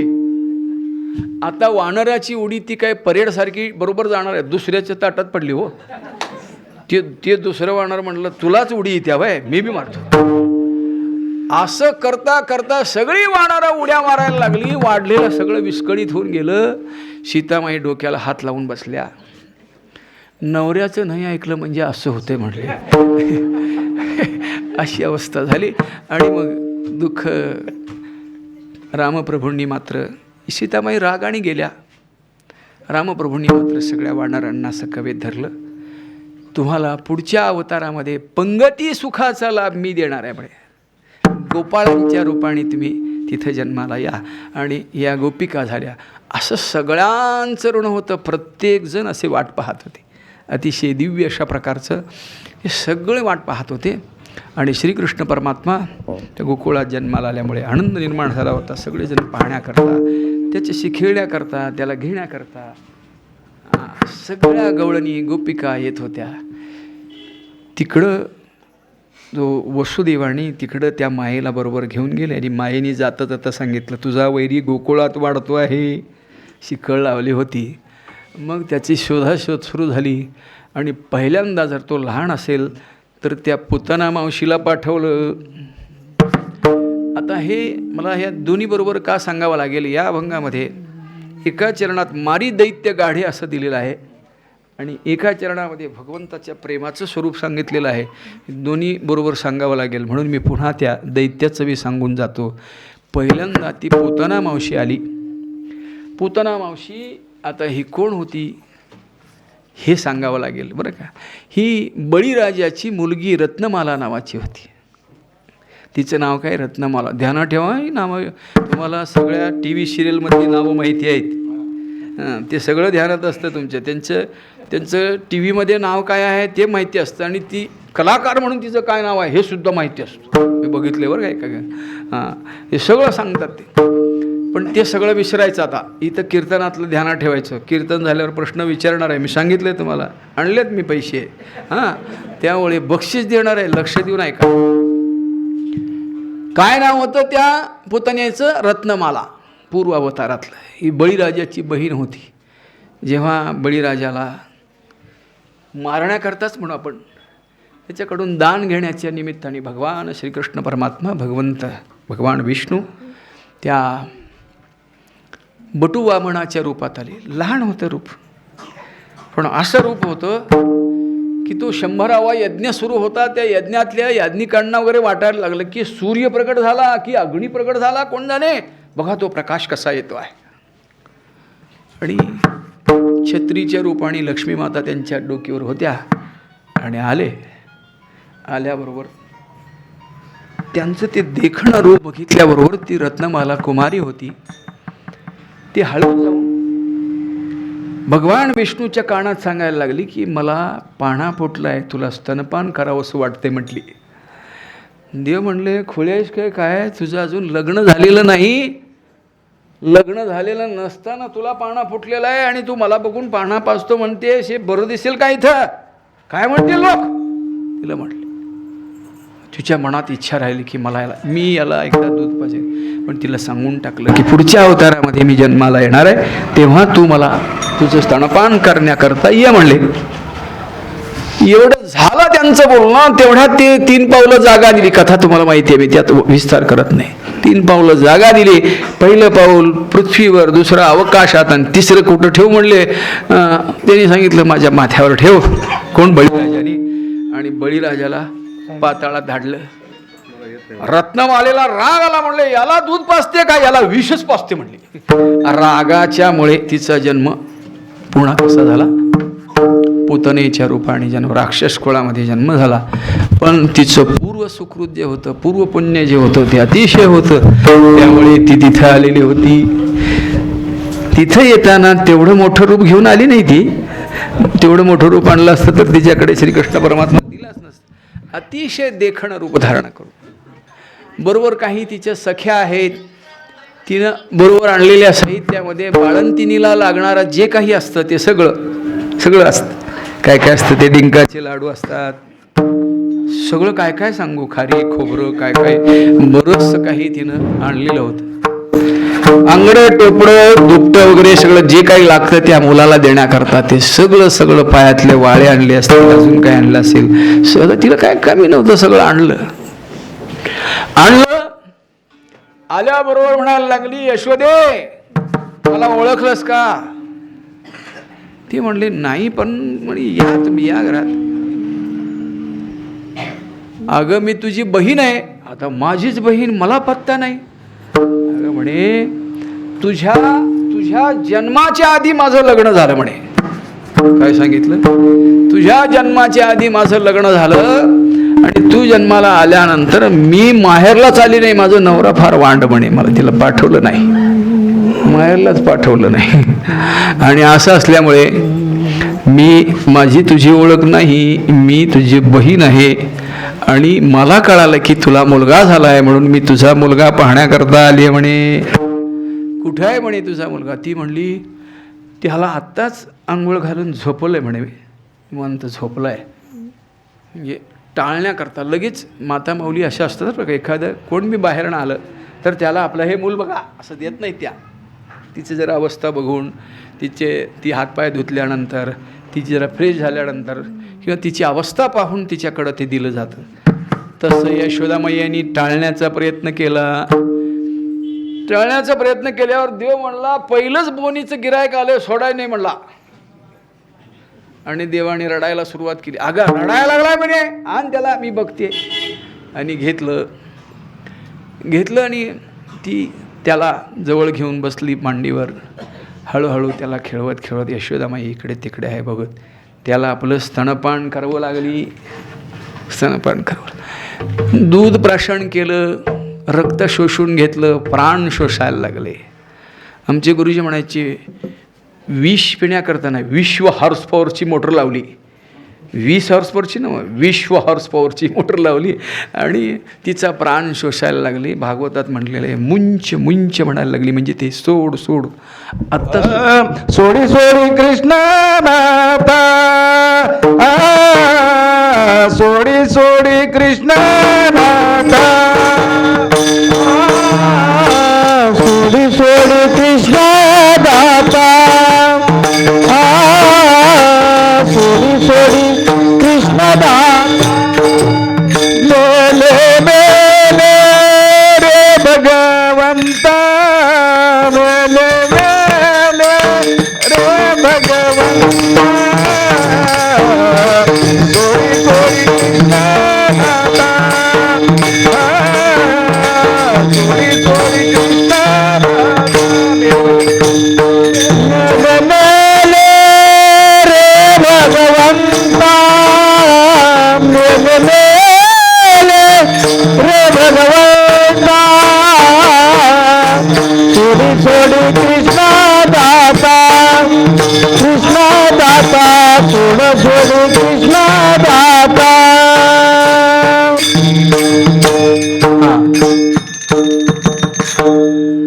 प्रमाणाचं काही नाही, सारखं प्रमाणात दिलं तर आपल्याला थोडं चरित्र राहील, आपल्याला बरोबर सांगायचं. आणि आता आपलं 12 वाजलं त्यामुळे जेवढं आपल्यासमोर देवाच्या चरित्राचं चिंतन होईल तेवढा प्रयत्न करायचा. बुद्धाने याने सोड म्हणून ओरडायला सुरुवात केली, पण देवाने सांगितलं, मी एकदा कोणाला तरी पकडलं तर सोडत नाही म्हणे. आपलं सुद्धा असंच असतं. देवाने आपल्याला पकडले असल्यामुळे दुपारी एवढं काम असून सुद्धा घरात निवांत झोपायचं सोडून, काम असून सुद्धा आपण आलो याचा अर्थ आपल्याला धरलेलं आहे. त्याला सोडत नाही बरं का, ते आपल्याला सोडत नाही, त्यांनी पकडलेलं आहे. म्हणजे म्हणून पंढरीचे भूत मोठे म्हणले, आल्या गेल्या झडपी वाटे. झडपतं ते, झडपलं आणि तेच झडपावं. बाकीचं भूत झडपण्यापेक्षा हे झडपावं. बाकीचं काही केलं, एखाद्याला पैसा मिळवायचा नाद असतो, एखाद्याला नाव लौकिक मिळवायचा नाद असतो, एखाद्याला काही वेगळं असं माणसं गोळा करायचा नाद असतो, असं काही वेगळं असतं. पण ते सगळे नाद अतिशय दुःखकारक आहेत. केव्हा तरी ते दगा देणारे आहेत. महाराज म्हणाले, धन दारा पुत्र जन बंधू सोयरी पिशून सर्व मिथ्या हे जाणून शरणरी गा देवाशी. सगळं भुलवणार आहे. म्हणून या भुलणाऱ्या गोष्टीकडे विष्णुदास विणवी नामा, भुलू नका भव कामाधरा अंतरी निजप्रेमा न चुका नेमा हरिभक्ती. पुतणेच्या अंतःकरणामध्ये जी भक्ती होती ती अतिशय दृढ होती. त्यामुळे तिला देवाने पकडलं. तिचे पूर्व प्रेम, त्या प्रेमाच्या दृष्टीने तिला सायुज्य सौरसू दिधला पुतने असं वर्णन केले. सायुज्य पदाची प्राप्ती म्हणजे सायुज्यता मुक्ती मिळाली. सर्वकता, स्वरूपता, समीपता आणि सायुज्यता ही चौथी मुक्ती जी आहे ती तिला सहज देऊन टाकले. कुणी? देवाने देऊन टाकले. कारण त्या अवस्थेमध्ये तिचं मरण झालं. ती पडली तेव्हा अनेक झाडं तिच्या खाली सापडली.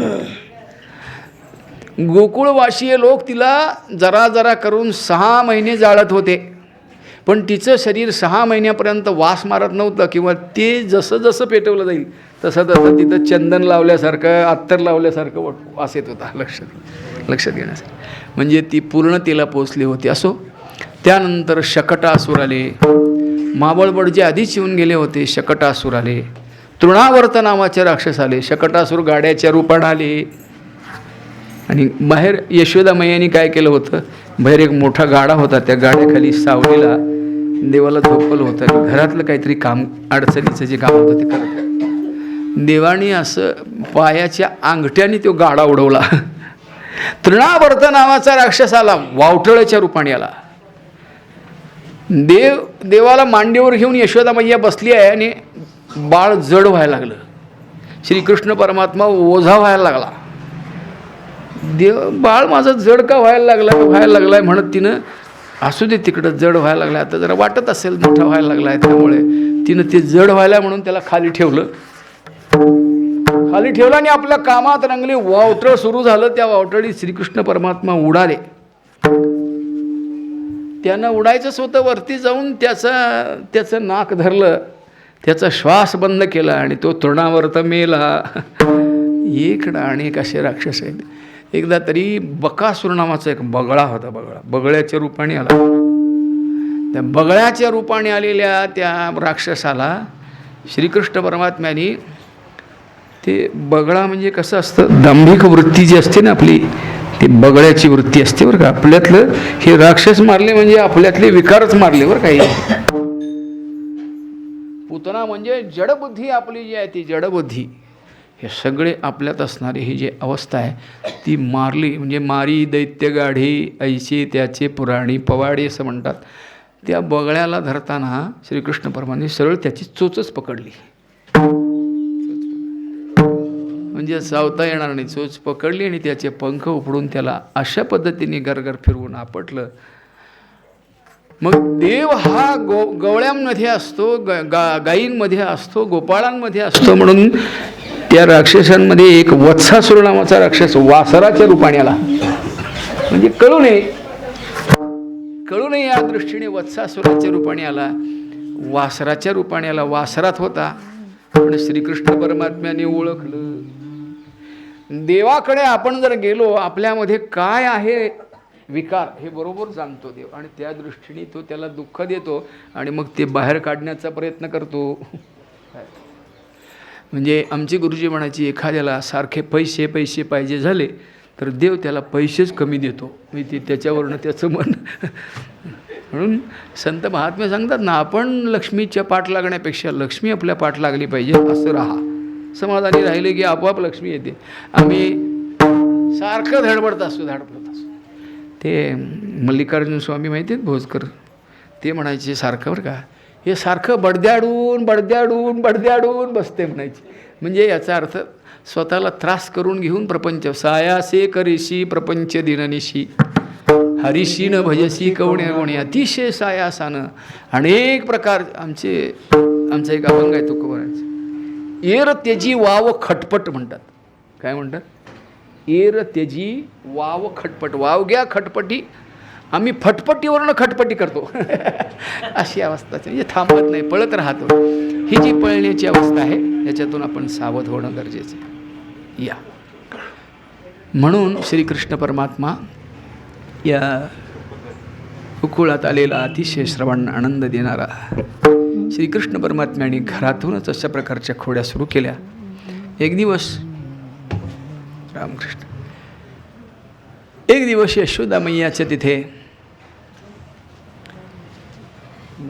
श्रीकृष्ण परमात्मा एका मंचकावरती पहुडलेले आहेत. काही गोपिका त्याला खेळण्याकरता तिथे आलेल्या आहेत. पण ह्या सगळ्या गोपिका आल्यानंतर देवाने झोपेचं सोंग घेतलं. झोपले बरं का. देव झोपलेले आहेत हे बघितल्यानंतर यशोदामय्याने सांगितलं, लाला माझा झोपला आहे, थोडं लक्ष द्या, माझं थोडं मंथन वगैरे करायचं बघते म्हणे. सांगितलं. गोपिका त्याच्याजवळ बसलेल्या त्याने बघितलं की कृष्ण परमात्मा मुद्दामूनच घोरायचं चालू केलं. बरं, घोरायला लागले. मोठा दीर्घ श्वास घेऊन घोरायला लागले. देव जागेच होते, पण देवाला या गोपिकांचं बोलणं ऐकायचं होतं. कारण भक्ताचं जे बोलणं असतं ना, कसं असेल तसं असेल, लढिवाळपणाचं बोलणं देवाला फार आवडतं. देवाचं स्वरूप असं आहे, तो अगदी शहाण्याचं बोलणं ऐकत बसतो असं काही मानू नका. मग वेदांना केव्हाच तो प्राप्त झाला असता. पण जे भोळे बाबडे भक्त आहेत ना, त्यांचं जे बोबडं बोल आहेत ते बोल ऐकण्याकरता, त्यांच्या अंतःकरणात काय आहे भाव आहे ऐकण्याकरता त्या गोपिका एकमेकांमध्ये बोलत होत्या. श्रीकृष्णाविषयी बोलत होत्या, भक्तीविषयी बोलत होत्या. ते देवाने झोपेचं सोंग घेऊन ऐकत बसले ते.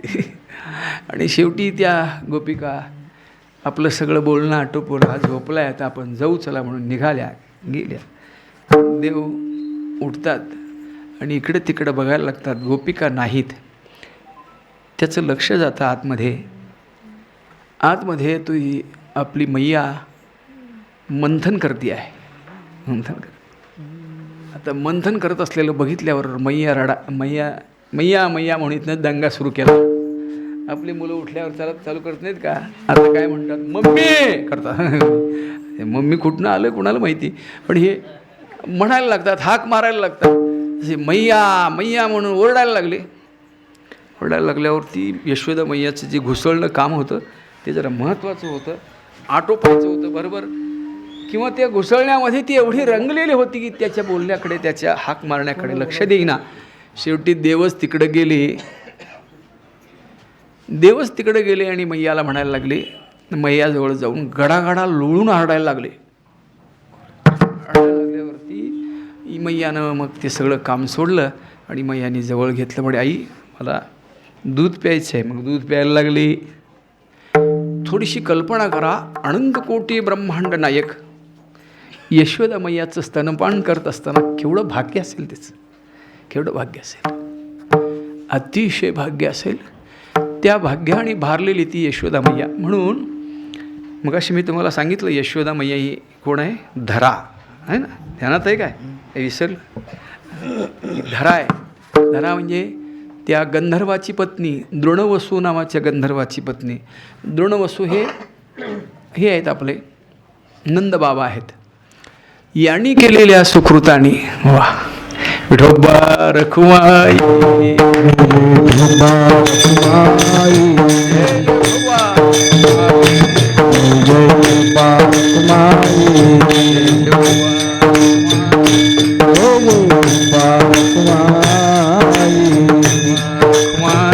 पुंडली गौरवा विठ्ठल श्री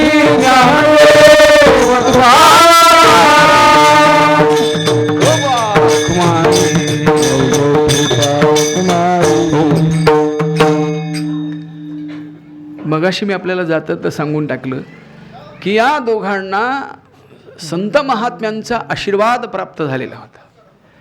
प्राप्त झालेला आशीर्वाद, अंतःकरणात असलेली भक्ती आणि त्या दृष्टीने केलेला सत्संग जो होता, या सगळ्याच्यामुळे त्यांच्या ठिकाणी जे भक्तिप्रेम निर्माण झालं होतं अतिशय दिव्य अशा प्रकारचं होतं. दिव्य अशा प्रकार त्या श्रीमद भागवताच्या भावार्थ भागामध्ये असं सांगितलेलं आहे की आपल्या सगळ्यांच्या ठिकाणी जी रागात्मिका भक्ती म्हणून आहे ती यशोदा मैया आणि नंदबाबाचाच रूपाणी आहे. आपल्या अंतःकरणामध्ये सुद्धा जे काही भक्तिप्रेम देवाबद्दलचं प्राप्त होतं ते यशोदा मैयाच्या रूपाणी आणि नंदबाबाच्या रूपाणी आहे. आपल्यातच आहे बरं का, ते आपल्याच आहे, आपण लांब जायचं काम नाही.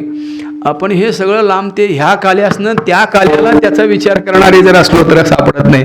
जेव्हा जेव्हा आपण बसू तेव्हा माझ्याच ठिकाणी ते नंदबाबा आहेत आणि माझ्याच ठिकाणी ती यशोदा मैया आहे, मी त्याला स्तनपान करते आहे, अशा भूमिकेमध्ये जायला शिकावं. आपण त्या अवस्थेत रंगत नाही. त्या गवळणी म्हणताना सुद्धा आपलं लक्ष दुसरीकडे असतं. म्हणजे एवढी गवळण म्हटली की घराकडे जायचं आहे हे ध्यानात येतं बरं का. पण आमचे गुरुजी म्हणायचे, काही लोक भजन करत असताना जरा झणझणीत गवळण म्हणा म्हणतात, पण गवळणीचा अर्थच कळाला नाही. गवळणी या भक्तिप्रेमाच्या अवस्थेतून आहेत. गवळणी जेव्हा म्हटल्या जातात त्यावेळी आपलं जय जय राम कृष्ण हरीपासून आणि एक अभंग म्हणता म्हणता मन असं हळूहळू ऊर्ध्वावस्थेला गेलेलं असतं. जावं बरं का.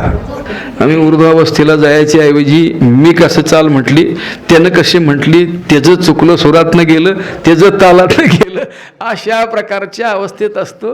आणि इथं ह्याचं चुकलं, इथं त्याचं चुकलं, किंवा हा अभंग चालत नाही, त्या अभंग चालत नाही, या सगळ्या गोष्टींमध्ये रंगून जातो. पण थोडं थोडं अंतःकरणात उतरलं पाहिजे. भजन अंतःकरणात उतरणं महत्त्वाचं. असो, ही अवस्था आहे. असो, यशोदा मैया नंदबाबा हे श्रीकृष्ण परमात्म्याला उचलून घेऊन पाजायला लागली, दूध पाजायला लागली.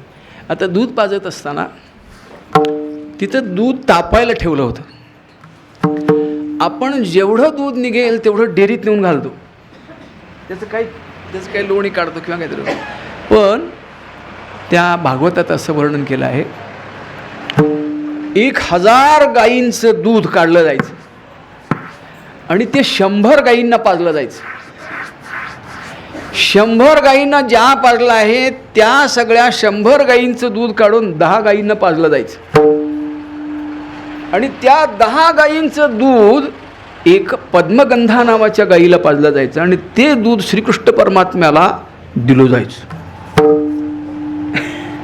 आणि ते दूध तापवायला ठेवलं होतं. आता ते दूध उतू जाऊ देईल का यशोदा मैया? त्याच्यावर प्रेम आहे ना, त्या श्रीकृष्ण परमात्म्यावर एवढं प्रेम आहे की हे दूध, पण ते दूधसुद्धा का उतू गेलं याचं वर्णन केलं बरं का. त्या दुधाला म्हणे मत्सर झाला,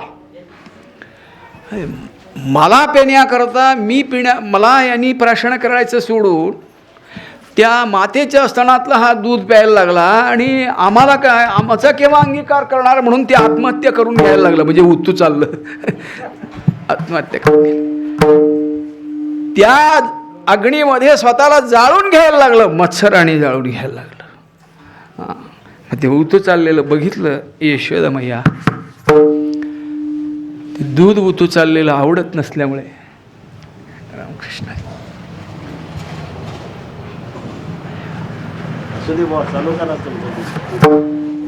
ढोबार कुमाई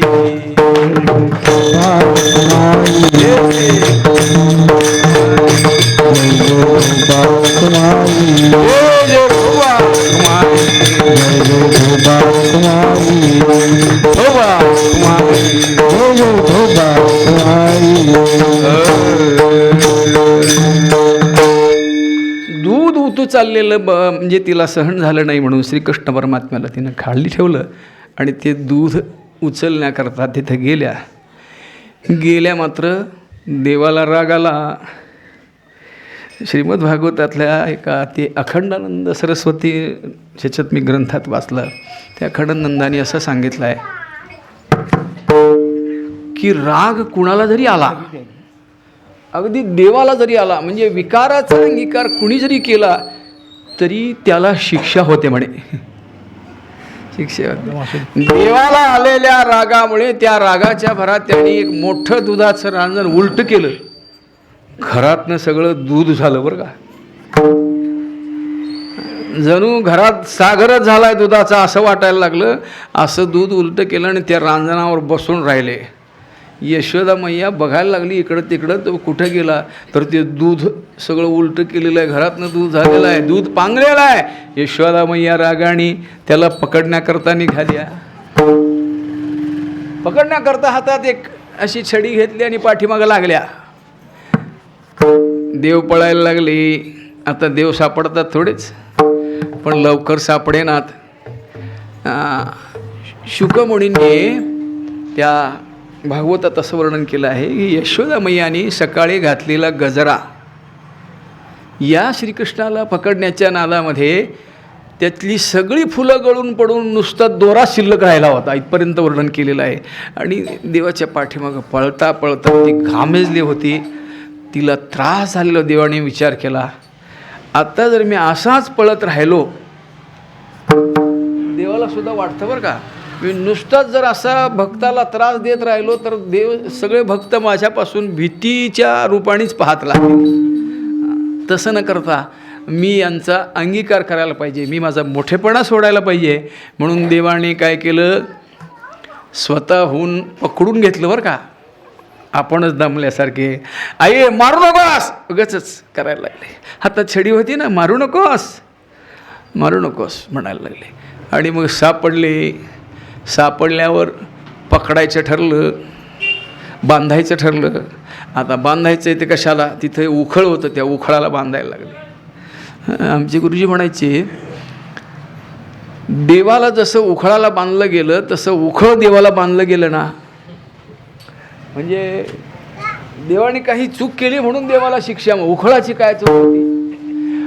हे उखळ चोरी करण्याकरता, शिंक्यावर चढण्याकरता वगैरे उपयोगाला आलं, म्हणजे चोरी करता मदत केलं. म्हणजे केले पाप जेणे दिले अनुमोदन, दोघाशी पतन सारखेची, तुकोबर आहे म्हणतात. एखाद्यानं पाप केलं, त्याला लागणारं पाप, त्याला लागणारा दोष हा त्याला पापाला मदत करणाऱ्याला त्याच्याबरोबरच असतं म्हणायचे.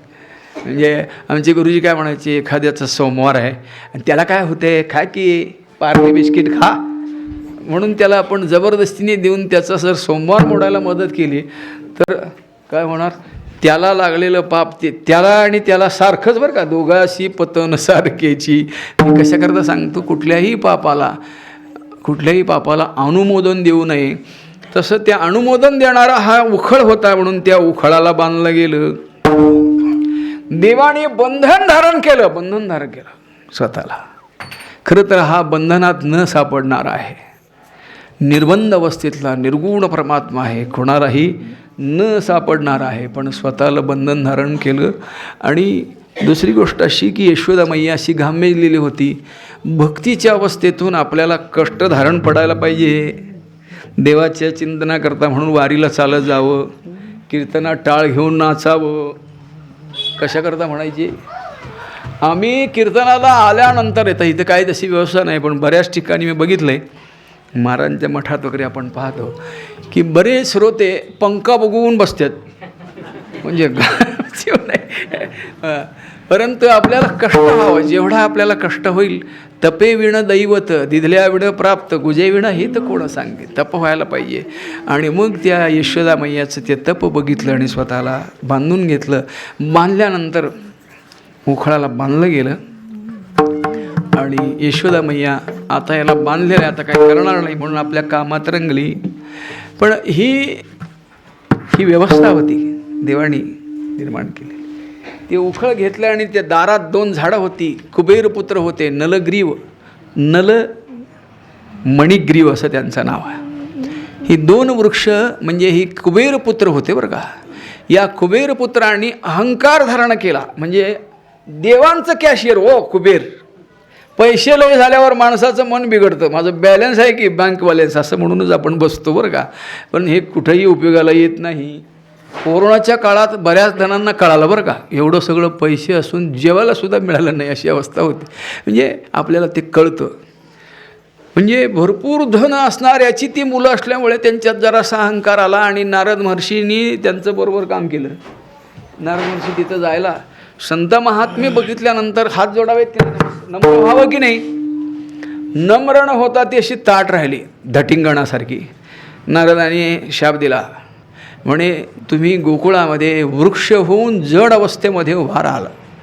जेव्हा भगवंत येईल, भगवंताच्या स्पर्शाने देवानी त्या कुबेर पुत्रांना सांगितलं की नारदांनी तुमच्यावर कृपा केली आहे म्हणून मला इथं आणलेलं आहे, म्हणे मला इथं आणलेलं आहे. आणि त्या दृष्टीने ते उखळ ओढत नेलं आणि त्या दोन्ही झाडं बुंध्यात जुळलेली होती, त्या झाडाच्या मधनं वाट काढली आणि ते उखळ पाठीमागं अडकवलं आणि देवांनी नेट लावला, केवढं होतं बा.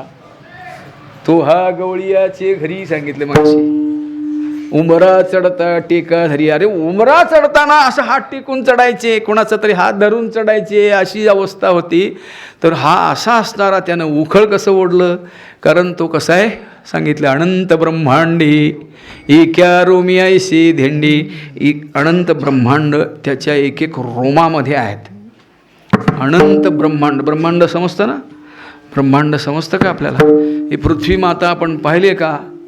पृथ्वी माता केवढं मोठं हे सगळं, आणि अशी अनंत ब्रह्मांड आहेत.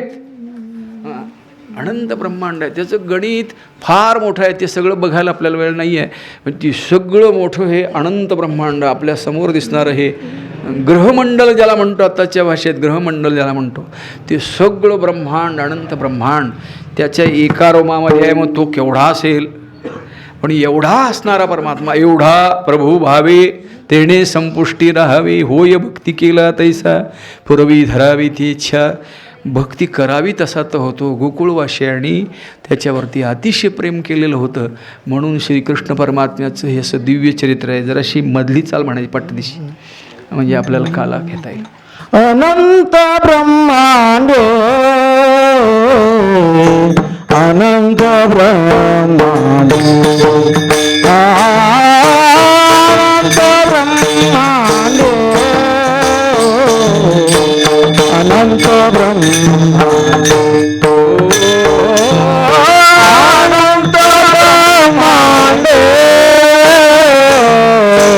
अनंत ब्रह्मांड,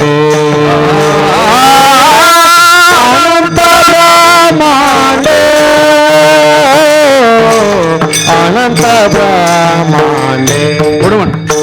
एक रोमी ऐसा भेंड, एक रोमी ऐसा भेंड, एक रोमी ऐसा भेंड, एक रोमी ऐसा भेंड.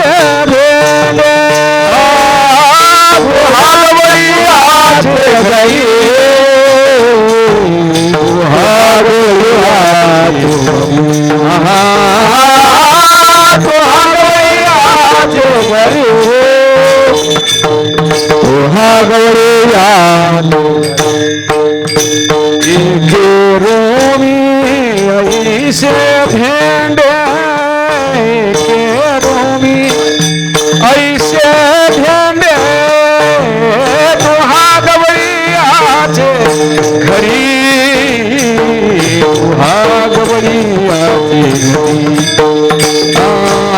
तुहा गवळीयाचे घरी, तुहा गवळीयाचे घरी. उमरा चढता टेका धरी, उमरा चढता टेका धरी, उमरा चढता टेका धरी, तोया गवळीयाचे घरी, तुहा गवळीयाचे घरी, तुहा गवळीयाचे घरी, तुहा गवळीयाचे घरी. उमरा चढता टेका धरी, उमरा चढता टेका धरी, उमरा चढता टेका धरी, उमरा चढता टेका धरी, तुहा गवळीयाचे घरी, तुहा गवळीयाचे घरी, तुहा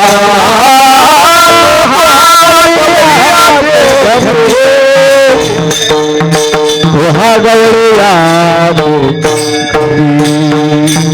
विठोबार खुमारे, ये ये विठोबार खुमारे, ये ये विठोबार खुमारे, विठोबार खुमारे, ये ये विठोबार खुमारे, ये ये विठोबार खुमारे. श्री ज्ञानदेव तुकाराम. गाडी बोलणार.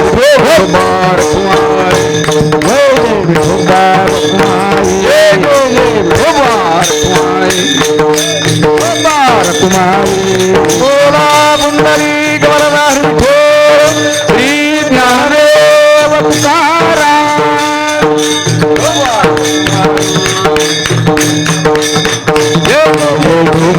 कुमारी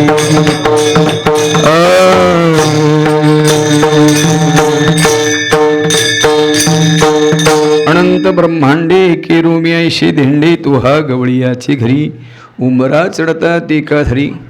म्हणजे उमरा केवढा असतो पण तो चढण्याकरता ते लहान मूल जसं टेका धरतं, म्हणजे एवढं लहान रूप धारण केलं होतं. याच्या पाठीमागं अर्थ असा की भक्तांचा आधार देवाला असावा असं वाटत असतो. भक्त अतिशय देवाला आवडतो. भक्ता एवढं या जगात देवाला त्यांना काहीच आवडत नाही. न तथा मे प्रियतमा आत्मयोनिर्न शंकरा न च श्री, एक भगवत श्लोक आहे. म्हणजे स्वतःचं आत्मस्वरूपसुद्धा देवाला आवडत नाही भक्ताच्या पुढे.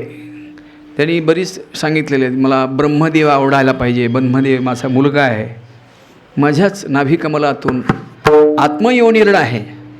म्हणजे आपल्याला मुलं पत्नीपासून होतात, पण हा ब्रह्मदेव असा की नाभिकमळात आलेल्या कमळातून, नाभीत आलेल्या कमळातून त्या ब्रह्मदेवाचा जन्म आहे. मला तो आवडतो, पण भक्ता एवढा नाही. न तथा मे, शंकर भगवान माझंच स्वरूप आहेत, मी आणि ते वेगळं नाहीत.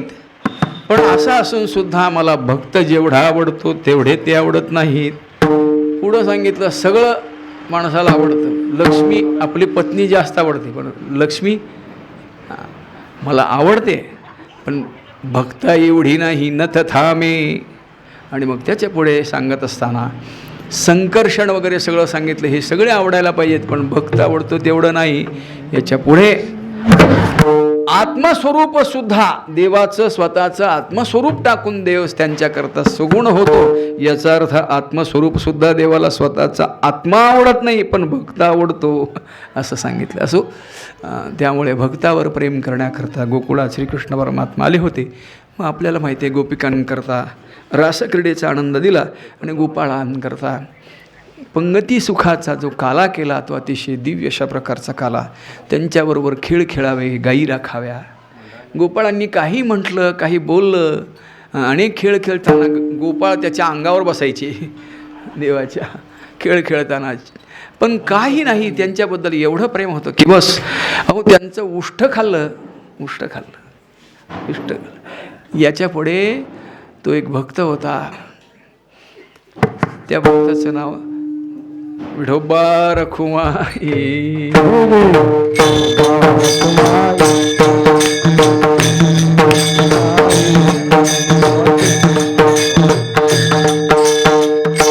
शांडिल्य ऋषींचा मुलगा सुमंगल नावाचा होता. सुमंगल, त्या सुमंगलाने आपल्या तोंडातलं ताक दिलं. ती कथा मोठी आहे, मी आपल्याला सांगत बसत नाही, वेळ आपली संपलेली आहे. काला करावा लागेल, 12:30 वाजून गेलेले आहेत. आपल्याला 12:15 टाईम दिलं तर मी अर्धा तास पुढंच गाडी ढकलली, महाराजांची वाट बघितली. आणि आता आपल्याला काला करायचं असल्यामुळे त्याच्या तोंडातलं ताक, तोंडात घेतलेलं ताक ते देवाने घेतलं आणि त्याचं प्राशन केलं आणि म्हणायला लागले, वा म्हणे सुमंगला, केवढं गोड ताक आहे म्हणे. म्हणजे त्याच्यात प्रेम होतं. बरं, देवाला बाकीचं काही आवडत नाही, प्रेम आवडतं. देव भावाचा भुकेला हाची दुष्काळ त्याला असं म्हटलं. भक्तिप्रेमाने उथंबलेले हे गोपाळ सगळ्यांनी मिळून त्याच्याबरोबर खेळ खेळत असताना हमामा हुंबरीचे खेळ खेळायचे. त्या हमामा हुंबरीच्या खेळामध्ये फू फू फू असं करता करता तोंडातनं थुंकी अंगावर पडायची देवाच्या. आता थुंकी अंगावर पडल्यावर देवाला वाटायचं माझं अभ्यंग स्नान सुरू आहे, अभ्यंग स्नान. आणि मग रानातले पाला, रानातले वेली यांच्यापासून केलेले हार, अशा प्रकारची सुंदर व्यवस्था केलेली. गोपाळांनी आपल्या घुंगडी टाकून त्याच्यावर देवाला बसवलं. त्याच्या भोवती खेळ खेळताना गड्याणू राजा करी झाला, कृष्ण सिंहासनी बैसला, बरेच खेळ खेळले. पण आता किती वेळ खेळायचं, किती वेळ खेळायचं. खांदी भार पोटी भूक, काय कीर्तनाचे सुख, काय खेळायाचे सुख, होय की नाही. खांदी भार पोटी भूक. आणि त्यामुळे आता काय खेळायचं नाही, थांबवलं. गायी सगळ्या श्रीकृष्ण परमात्म्यांनी कळंबाच्या खाली गोळा केल्या आणि तो सुंदर असा काला सगळे गोपाळ पद्माकार एकमेकाच्या श्रीकृष्णाच्या भोवती जमा झालेले आहे.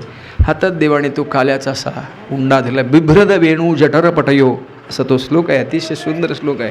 ते शुकमुनी त्याच्यामध्ये सांगतात की देवाने श्रीकृष्ण या गोपाळांना काला देण्याकरता तो भाताचा उंडा असा धरला होता. बोटांमध्ये अशी लोणची होती, लोणची. आणि तो जो सुंदर लोण्याचा गोळा हा तो भाताचा उंडा असा तो सगळ्या गोपाळांना देण्याकरता तो एवढा सुंदर काला झाला. तो काला बघायला स्वर्गातले देव आजी ओस अमरावती काला पहावया येते. अमरावती म्हणजे देवलोकांची जी इंद्रादिक देवांची जी अमरावती आहे, स्वर्गभूमी ज्याला म्हणतात, तिथं सगळी ओस पडली म्हणजे जे सगळं तिथलं रिकामं झालं ते सगळे बघायला आली नसता. आजी ओस अमरावती काला पहावया येते. पण त्यांना पाहायचंच भाग्य आहे बरं का, मिळत नाही. मिळत नाही. कारण का मिळत नाही? त्यांच्या ठिकाणी मगाशी मी इंग्रजी सांगितलं बघा, इगो अहंकार आहे. अहंकार दमवतो. कारण ते आले, त्यांना काल्याची इच्छा झाली म्हणून ते नदीत मासे झाले. हो, काल्याची असे देव जळी झाले मासे. वारकरी होऊन इथं आला असतं तर मिळाला असता का नाही काला? नाही. त्यांच्यात अहंकार असल्यामुळे आम्ही पुण्यवंत आहोत, आमची प्रेस्टीज खराब होईल असं वाटलं म्हणून ते तिथं. पण देवाने सांगितलं आज काला झाला आहे, आज कोणीही यमुनेच्या डोहाकडे जायचं नाही, तिथं भाऊ आलाय. गोपाळांचा देवावरती एवढा विश्वास. देवामुळे हात कुठं पसायचा? हात टिरी सांगा ते पुसा म्हणले. पुसा म्हणले. कारण या शरीरामध्ये सुद्धा देव राहतात. म्हणजे डोळ्यामध्ये चंद्र सूर्य राहतात, हातामध्ये इंद्र राहतो, सगळ्यात अश्विनी कुमार नाकाच्या ठिकाणी, संपूर्ण शरीरामध्ये प्रत्येक शरीरात देव राहतो. पण इथं कुठलाच देव राहत नाही म्हणून इथं पुसा म्हटली. देवाला द्यायचंच नाही म्हणले. देवाचा काही अधिकार नाही. काल्याचा अधिकार भक्ताला असतो, संत संगतीत जातो त्यालाच मिळतो. आपलं परमभाग्य आहे की आपल्याला महाराजांच्या हस्ते काला प्राप्त होतो. तो प्रसाद फार महत्त्वाचा असतो, संतांच्या संगतीत मिळालेला. म्हणून तो काला अतिशय दिव्य. अवघ्या सोडियेल्या मोठाजीचा दही काला गोमटा, घ्या रे दहीवात आम्हा दे तू पंढरीनाथ. मुदा घेऊन या करी पेंद्या वाटी तो शिदोरी, घ्या रे दहीवात आम्हा दे तो पंढरीनाथ. भानुदास गीती गात प्रसाद दे तू पंढरीनाथ असा म्हणतो, अभंग म्हणतो. याप्रमाणे जो काला झाला अतिशय दिव्य झाला. ज्ञानोबारायांच्या समाधी सोहळ्याच्या निमित्तानं आपण असं प्रतिवर्षी येतो आणि 7 दिवस अशी सेवा करता करता शेवटच्या दिवस केव्हा उजाडतं कळत नाही. शेवटचा दिवस उजाडल्यानंतर वाटतं मनात की आता हे पारायण संपणार, याचं दुःख होतं बरं का. कारण तो आनंद वेगळा असतो. आमच्या दिंडीत काही भक्त आहेत, वारकरी आहेत बरं का, वाशी महाराजांच्या दिंडीत. पंढरपूर जवळ आल्यावर ते रडतात. मी म्हणलं का रडता रे, पंढरपूरसाठी तर आपण चाललो आहोत. नाही म्हणला महाराज, आता संत संगती उद्यापासून बंद होणार आहे.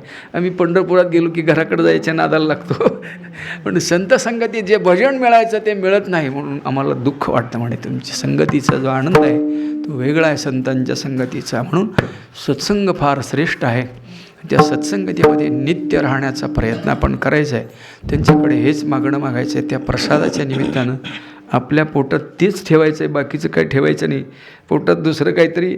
तुका म्हणे सांडा घाटे तेने नका पुरू भोटे म्हटले. त्यानं पोट भरू नये म्हणले. म्हणजे ते काल्याच्या अभंगाचा विषय बरं का. घाटे याचा अर्थ जे अतिरिक्त आहे, जे अविचार निर्माण करणारं जे म्हणून जे काय आहे आपल्याकडे, त्याला सोडण्याचा अतिशय प्रयत्न करायचा, टाकण्याचा प्रयत्न. आणि ते जायला बघत नाही. पण संत संगतीत गेल्यानंतर हळूहळू त्याचा विसर पडतो. तो प्रयत्न करायचा आणि तो संत संगतीत जाण्याचा भाग्य मिळवायचं. तीच प्रार्थना करायची, संत संगती सदा असं त्याची प्रार्थना करा. असो, आता शेवटच्या चरणाची चाल होईल. विना इथं येईल, मग काल्याचा अभंग होईल आणि आपण तो काला. हां, थाप मारा. कडी काढली काय? तुका म्हणे कळा, तुका म्हणे कळा, तुका म्हणे कळा, कळा तुका म्हणे कळा. अंगी जयाच्या सकळा, अंगी जयाच्या सकळा अंगी जयाच्या सकळा हा गवळीयाचे घरी तो हा गवळीयाचे घरी तो हा गवळीयाचे घरी अंगी जयाच्या सकळा अंगी जयाच्या सकळा तो हा गवळीयाच्या घरी तो हा गवळीयाच्या घरी तो हा गवळीयाच्या घरी उमरा चढता टेका धरी उमरा चढता टेका धरी उमरा चढता टेका धरी तो हा गवळीयाचे घरी तो हा गवळीयाचे घरी तो हा गवळीयाचे घरी उमरा चढता टेका धरी उमरा चढता टेका धरी उमरा चढता टेका धरी टेकावरी तो हा गवळीयाच्या घरी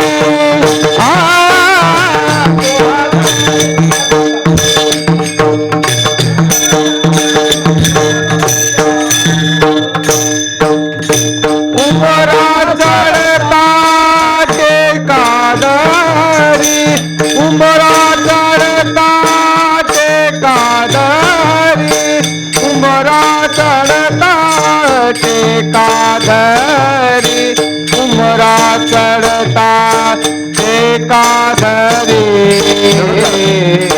उमरा चढता टेका धरी उमरा चढता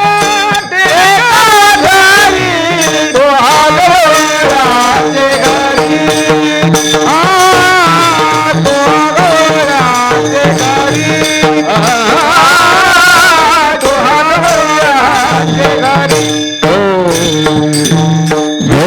विठ्ठल जय जय विठ्ठल विठ्ठल जय जय विठ्ठल श्री ज्ञानदेव तुकाराम विठ्ठल जय जय विठ्ठल